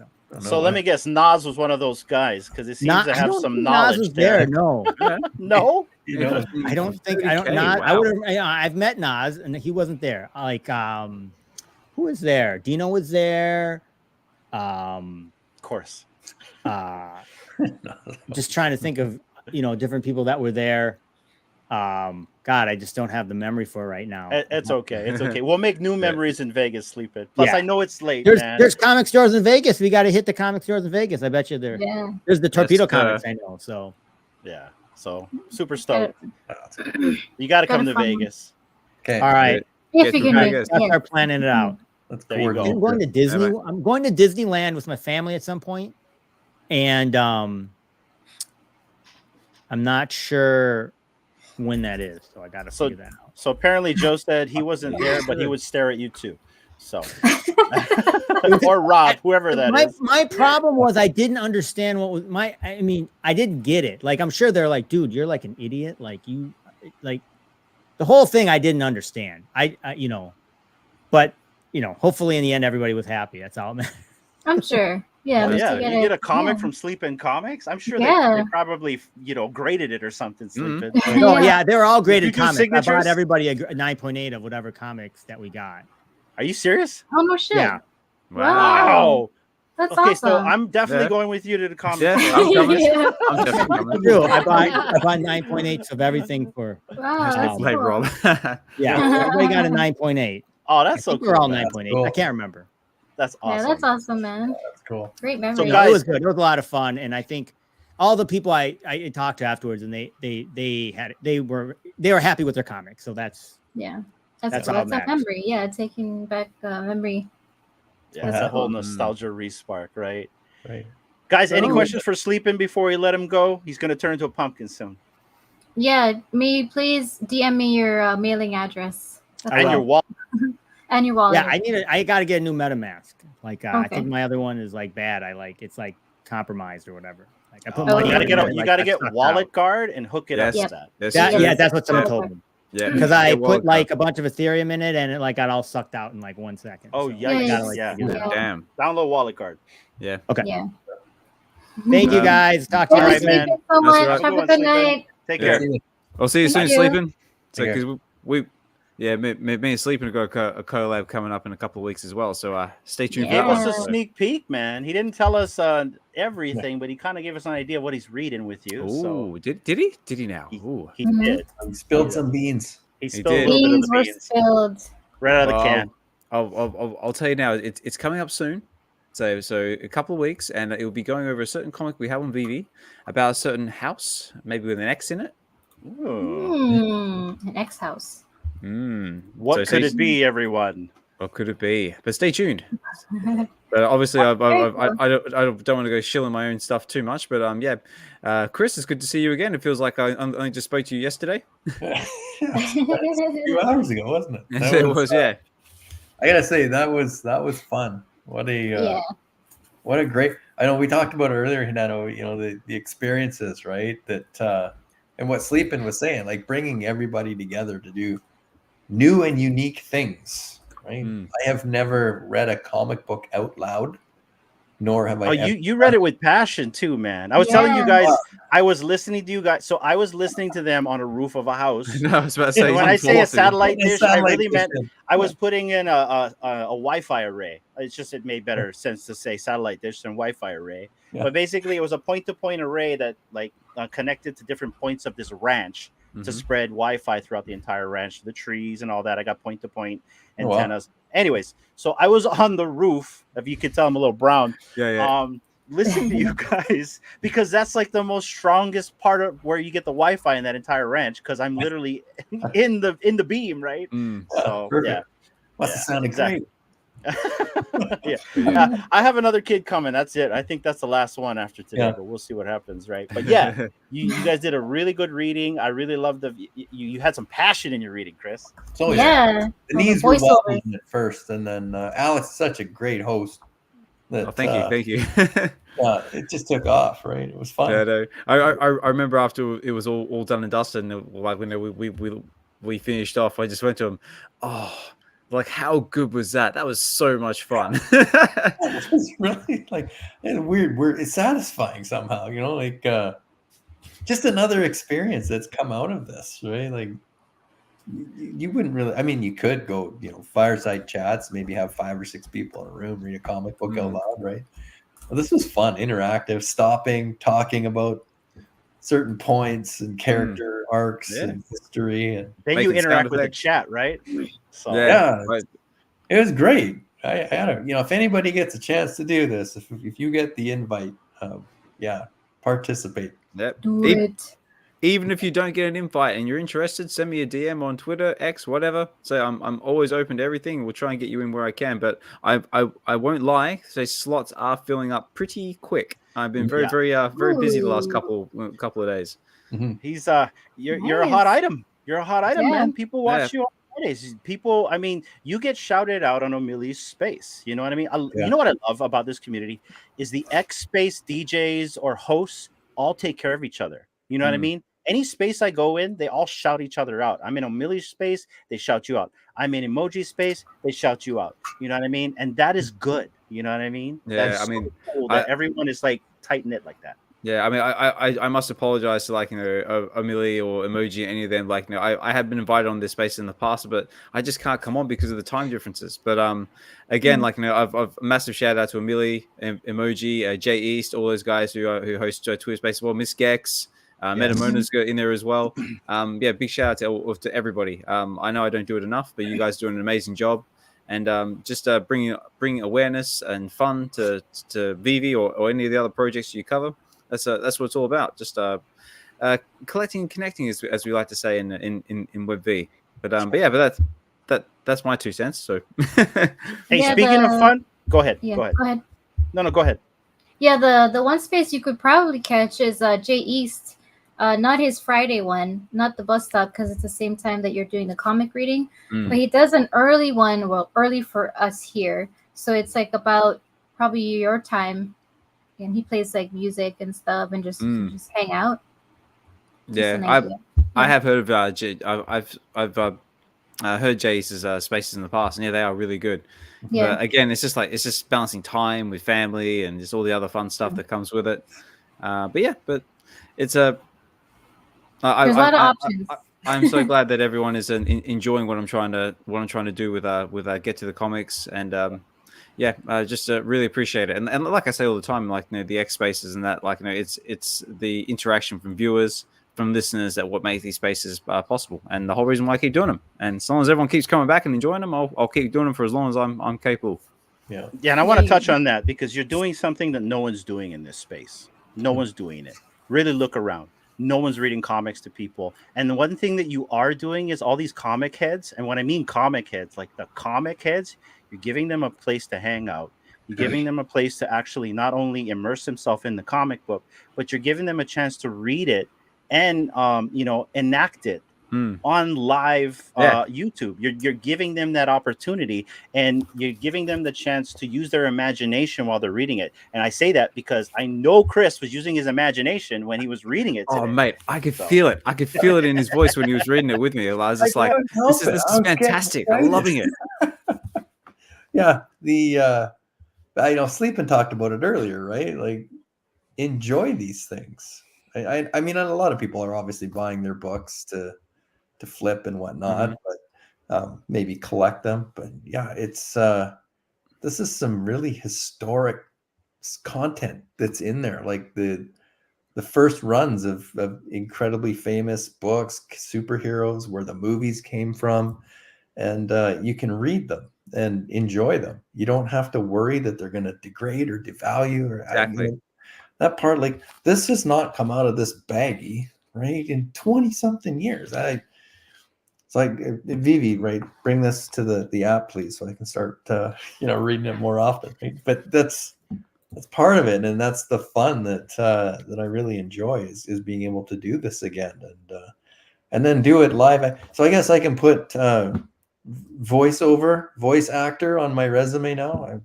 Hey man, get this guy on an episode of X-Men 97 as Daredevil. Oh mate, just give him Daredevil. Just give him anything. So just get him in there. I'll do Matt Murdock. Yeah, Although I have a suspicion they would probably put Charlie Cox in before me. But if he's busy, you can call me. You might be cheaper. Yeah, that'd probably be a lot cheaper. Be cheaper. Pay him in gems. That's right. Yeah, in gems. Here's some gems. Give me guys, some real quick on some SR drops. I want to give away away giveaway. I want to do some giveaways to these people because I know they've been waiting for a while. Yeah, so some good comments. It's I've been reading them here as we're going. Let me see. Yeah, and I've been missing them all, so I apologize, everyone.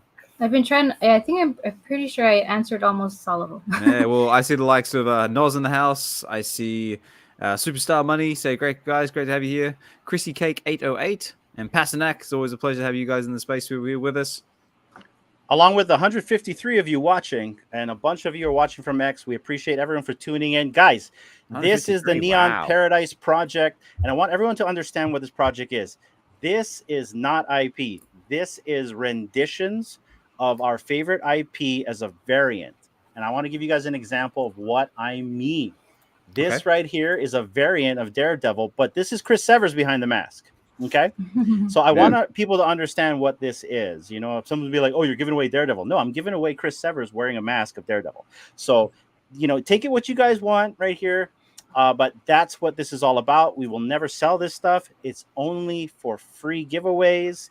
It's just AI art. Look at AI art and the commercial uses for them. And we'll leave it at that. But guys, back to the giveaway right here. We're going to be giving up back to back. We're going to give away 4 NFTs tonight. Ooh. This Mando baby, this future DeLorean. Oh, that right is here. Sweet. And even though it doesn't really look like a DeLorean, it's a DeLorean. No, I can see it. Texzilla. Ooh, nice. And guys, I've told you guys in the past we have wild card NFTs. We're going to give away a wild card NFT tonight. What? This is a moon. These NFTs, if you guys remember, when we give away physicals, you can use them to upgrade your physicals to something better. And so we will always have a better upgrade for you if you hold one of these. And if you actually hold one of these and you want to use it, you send it to us. We burn it out of supply. We've decided to burn it out of supply, so it's scarcer. And you can't use them again. And they're done. And then you get to upgrade your comic. This also goes for slabs on the UCBC. So, just saying, guys, this is something you guys want to keep. There's a few wild cards in the collection. So we're going to give away one of these. So back to back to back. First winner, second winner, third winner, and fourth winner. Let's go. Let's go. Let's go. And just to reiterate the point that these are absolutely sick and awesome. And I am loving what you are doing. Please continue doing it. Well, like I said, like there's also going to be like art that I'm going to make that's kind of like stylized from Hawaii. There's like a line of all of our Hawaiian gods that I've already created. Nice. So I made a bunch of things one night, and they're all in folders and files, all ready to upload to OpenSea. So a lot of these were already made. Like the Chris Severs thing, I made that like maybe 2 months ago. I made the thing or something like that. So they all get filed. Yeah. So it's just something for me to hone my skills, and it's fun. But fun. All right, guys, we're gonna run this right now. We have 26 entries. Ooh, nice. That's it. Good luck. Oh, what's this? Is for the Mando baby. This is for the Mando baby. Let's go. D, pull up the Neon Paradise Project, D. Okay. And the winner of the Mando baby is. Congratulations, Guri Singh. Guri. Hope you're doing well, mate. Guri. All right, and then we're gonna run it again, you guys, for the next one. Let's go. Let's go. Nice. So this for the DeLorean, yes? For the Texzilla. Oh, Texzilla. No, it's for the DeLorean. The DeLorean. Oh, DeLorean. Yeah. Okay. Superstar Steve. Steve. Let's go. That's it. Nice. Pew, pew, pew, pew. Actually, Hashtag Steve, I got one for you. This is for you.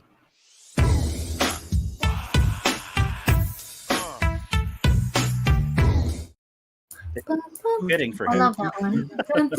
I love that one. Gangsta. Okay, that song. All right, guys, we are going to draw again. Good luck. And D, when you're ready, can we get those NFTs ready to present to them so they know what they want? So this is the Texzilla? This is the Texzilla. Video Shane! Let's go. Congratulations, Video Shane. I think he won one already, so this is now an addition to his collection. Congrats to you. Very nice. And then our final winner, guys, the wild card, the Moon Gate. Good luck. The Moon Gate. Ooh. The Astro Wheel. I love it. The Astro Wheel. That's good. Write that down. DDS, let's go. Oh, let's DDS. Go. Lucky Baga. Guys, if we don't have your wallet, send it to us. Congratulations to everybody. There you go. Nice one, everyone. I know you sent us some NFTs. We will give them away on Tuesday night's live stream. Appreciate you, brother. All right. And that is our giveaways. Let me show the screen here. Show everyone what they want, D. Okay, so we got the Mando baby. So one of these. Very nice. Loving it. Not that number, but a variation. So who won the first one? This is Guri's. Okay, Guri. Big congrats to you. This is the way. Congratulations. Come on. Open C. Oh, you know what? I stopped presenting my screen, so I probably can do that faster than you. Let me Okay. do that right here. Okay, guys. There we go. All right. So once again, Guri, big congratulations to you for winning the Mando baby. Who won the DeLorean? Forget already. Superstar Steve. Superstar Steve, Steve, yep. let's go. Congratulations. Video Shane, big congratulations. And DDS with the wild card with the Moongate. Moongate. Nice. Congratulations to That's everybody. very cool. Very Congratulations, Congrats, you everyone. guys. And thank you for showing up tonight and hanging out in the chats. We didn't have our talk story session where we could bring people up, but maybe on the next one. Guys, we're going to kind of wind down a little bit. What you guys got going on for the rest of the weekend? We'll start with you, Oz. For me, what's going on with Oz's weekend this weekend? Well, everything's happening this weekend, my friend. We've got I've got shopping, I've got coffee and croissants with the sun. And Hmm. no, this weekend's a bit different. So yeah, this weekend I've got to do again the shopping part. That part's the same, but I got the kids going to a play date with some friends. The missus is taking them to a little country farm that's here in the city. So they're going to go check out some farm animals, like feed some sheep, some goats, or some fun stuff. While I go and do some other entertaining things. I got the wife is going out tonight, so the house is all mine. Yes. Woo! Party! But do you think I get to relax in that time? Absolutely not. No, sir. I get to. I'm actually doing a pre. Oh, I'll say it now because it's coming. I'm actually doing a pre-recording for next week's episode of Get to the Comics, Ooh. Nice. and that's it. Ooh. And I had a question for you on Get to the Comics because I know Yes. you've been trying to hammer down a date with me and ask me what comic Yes. I want to read. oh yes, I would yes, like yes, to I wanna jump hear to it. Candy and read a DC book. You want to read these Rebel. You Yes. what? Is that Rebel. possible? You want to go against the grain and I read do. a DC comic Yes, on sir. Get to the Comics? Uh-huh. Do you now? Yes. Well, sir, what I have to say to you is Yes. absolutely. Why Yes, not? I Let's do. do it. Yes. Let's Yes, do sir, I it. Let's do it. Let's make it Okay, cool. happen. Because the best thing about Get to the Comics is it's not. I know it's got VV in the title, but there is no reason whatsoever why we can't cover other projects. Like, because I know we've got Cryptoys coming out with their comics. We've got Candy, and I'm sure there'll be someone down the line that I'm forgetting. But that's what it's all about: enjoying the comics and enjoying the reading and just having fun with it. So, as an answer to your question, yes, sir, I am down with that. Let's go. Okay. Is there a comic you'd like to read? Yes. Batman 1 or Court of Owls, right? They just dropped yesterday. Mm. Okay. Yeah. So number one, yeah. number 1. Let's read that one. Okay, let's read that one. First of all, I have to find some money to actually go and buy that comic. I'll But buy it. How you about I buy buy it? And then we'll That's it. just I'll share my screen for you. Are you doing the crafting event? I was, but then I just have money spread all over the place. I'm not gonna lie, I aped in at a few coins, so I gotta wait. Yeah. my petty cash is low. I have a bunch of gems that I can't buy DC Comics with, so unfortunately. Yeah. Boo. Everyone knows I've been called a few times, like, why are you selling this comic? I saw Nameco spot my AF-15. Guys, I'm going after something. And if you guys think I'm leaving, go look at my profile. You'll notice that no. I have a bunch of comics that never moved. Just saying. So we'll leave it at that. Yep. But yeah, I would like to read a DC book if that's okay. Yeah, absolutely, mate. And like I said before, if anyone out there is interested or wants to know a bit more about what we're doing, send me a DM on Twitter, and we'll schedule something and we'll make it happen. But just my last little bit, please, if you do enjoy it, please like, comment, subscribe. At the very least, put a like in there. It just helps the algorithm find and put it out there for everybody. And it's Get to the Comics, so Get to the Comics. So Google that and have a look. I know it's so much fun. I'm loving it. That's it. Do it now. You gotta anyway. download some gifs of Arnold. You know what I mean? Oh, just mate. play some gifs of Arnold. I- Right? He's on it. I have got some excellent ideas in the way of marketing and NFTs, but I'll talk to you later. That's Okay. enough about me. Let's go back to Okay. you. All right. So guys, yeah. So anyway, so this weekend basically is kind of a chill sesh for us. I'm actually going to be working on our NFT project. I want to show something to you guys really quick, and I want your opinion on it. So Dee and I have been working on our Potty Mick podcast, which is going to be like our drop heads and our star boys. But I want to show you a variant of series 2. And so it's this guy right here. And so I got a Ooh, DM yeah, I asking saw me, that. well, I thought they were pixelated characters. So we're taking our time with this collection. This is a family thing that we're doing between myself, Dee, and my daughter, where we're writing out a story. Plus, there's going to be like chase characters. We're going to be offering fidgetals and all that other kind of stuff. So more to come with that. I kind of was sneak peeking our roadmap. I showed them the collector's chart. I'm just I'm peppering little tiny sneak peeks throughout the collection. But this guy right here is a future version of Potty. So I don't know if you guys seen that Hi. little baby He's NFT all that I grown up. have. Yeah, he's all grown up. And so part of the storyline is this is him from the future come back to the past. And so whoever collects a certain treasure, because I'm going to have a time machine in this treasure, will get one of these series 2 NFTs before anyone else.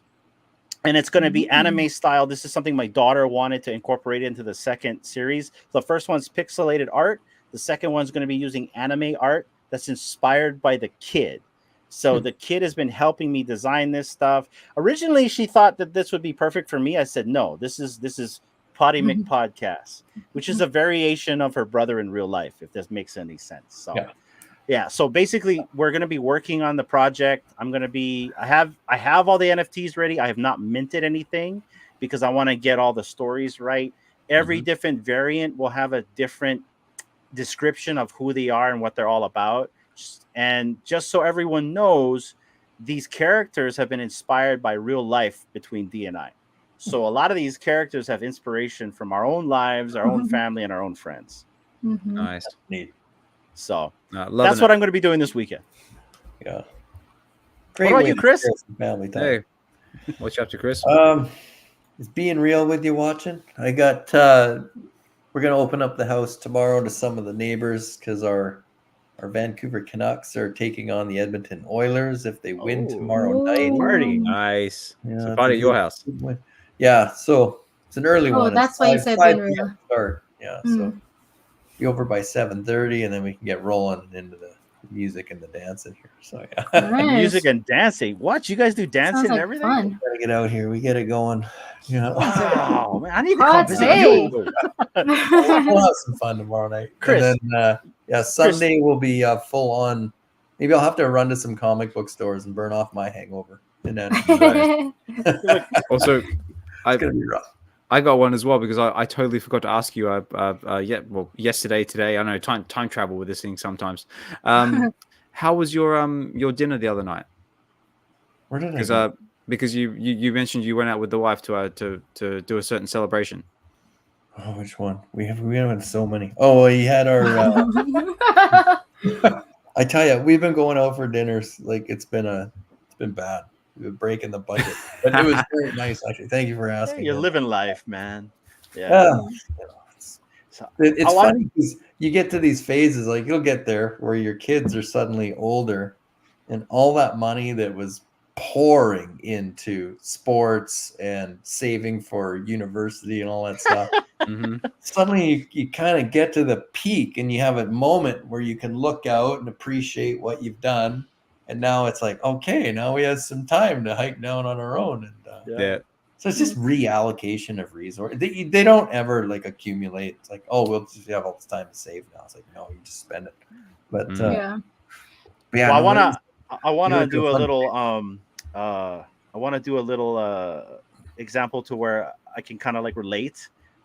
So what you just described about you having a party at your place and inviting your neighbors and opening up your doors and then having dances and all that stuff, that's literally what Dee and I did before we had kids. Like right until we had our child, that we constantly partied. So like how we try to like bring people together on the digital side, we do that also on the real side. So like whenever we throw a party, everybody shows up. We invite everybody. So like when birthday parties, doesn't matter. We'll have 60 plus people show up.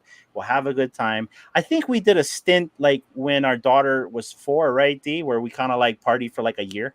because she was Yeah. 4, she was self-sufficient, right? You know what I mean? Yeah, Grandma she's and so- grandpa would take her, and then you know what I mean? Like, let's go have Yeah. some fun. So That's Yeah. it. She's finally old enough. Hell yeah, let's go. I can relate, man. Party time. I think we're gonna get along just fine when we go to Maui. Oh yeah, I owe it to my parents though. Right? Like, I grew up in a household that was, well, even my grandparents, right? My papas, we call them. It was party at papa's every basically second Saturday, and all the neighbors and he worked at the Vancouver Yacht Club, and so he was the bartender. And so basically, it was every Saturday afternoon. He would take a shopping cart.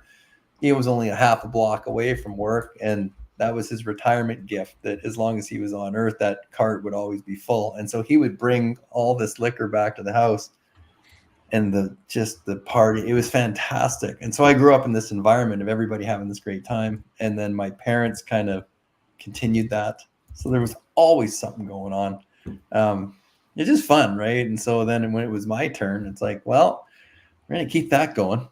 So we actually kept doing it even when the kids were growing up. So they lived through it. So This is why you and I get along, because I lived in the same household. My parents were the same way. There was always something going on in our house. If not, I would be going somewhere with them, an event. I remember hanging out at like ballrooms with them, and it's like kids aren't supposed to be there, but then also the other parents' kids are there, and then we'd like have our own little corner where it's like the kids zone. And I grew up in a very lively party environment.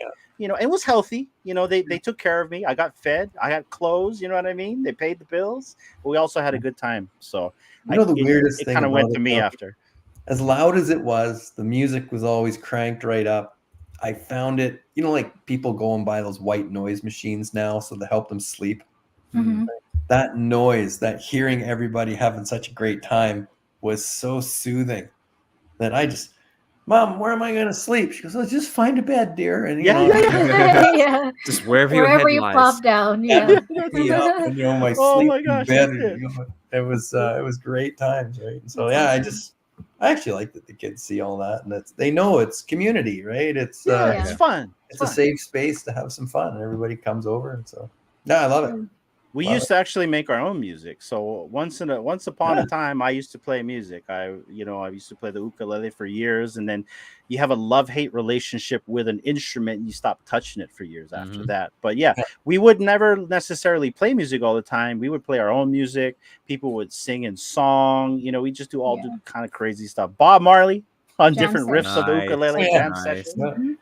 So like 4 a.m. to where our neighbors getting upset, to where she's pounding the window. You know what I'm saying, D? One morning, our neighbor got so mad, she was pounding the window to a point where the window was shaking and she was convulsing. Shut up! Yeah, So we got louder.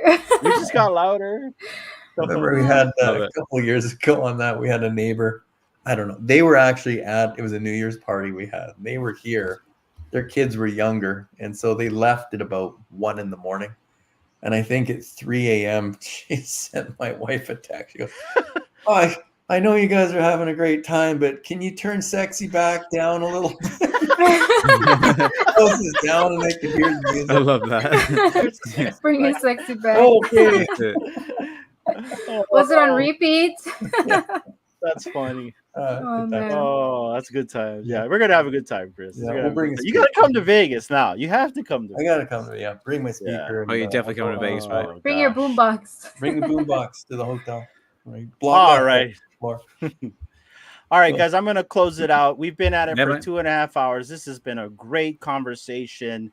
Audience, chat, you guys have been great. I hope you guys have enjoyed this conversation. It's another Aloha Friday as normal. We really appreciate the 155 watching us every single time. Nice. And also, want to give a shout out to Atem. He did donate some NFTs tonight. We will give them out on the on the Tuesday night live stream when we do the VV Comics stream. Final thoughts for the panel. We'll start with you, Oz. Go. Final thoughts for the panel. Well, again, thank you for allowing me to come on. Sorry, I sort of jumped in a little bit late, but you're good, bro. I mean, like, so always fun hanging here with you guys, just chilling, talking, having fun.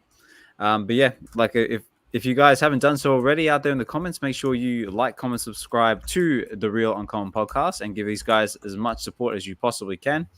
And again, like I always say, just collect and connect with others, have fun with the collecting journey, and just have fun with it. So, because that's what it's all about. It's about community. And it's about getting together. And support everybody. Like, comment, subscribe to everything. Whether that be Get to the Comics, the Real Uncommon podcast. Tune into WebV Wednesdays and weekends on X Spaces if you can as well. And let's just get in there and just give everyone as much support as we possibly can. Thank you, sir. You Chris, final word? I don't have to follow that. That was too well done. All right, we can just hit the end button. He can just say what he said. What he said. Ditto. As always, the ditto. My ditto. Do appreciate being on here, though. You guys doing the work to put these together. It's great. This started from us not really knowing each other, and look at it now, right? It's I love watching the progression, seeing the followers, the likes, the attendee. It's been great. Right? You guys are really doing well. Great job. Fun. Appreciate everybody coming out to listen to this. The comments have been great, and we probably didn't get to talk about all of them, right? But nice to coordinate and sleeping on. That was great to hear his insights. Yeah. He's brilliant, man. Right? So really, really nice. And these are just great. Sharing ideas, talking like this. It's what it's all about, right? So. For sure, 100%. Thank you, Chris, for your time. Yeah, thank you guys. Always fun having you on, man. Yeah. Always fun having you on. I'm sure you remind me of me. We're just all Portuguese.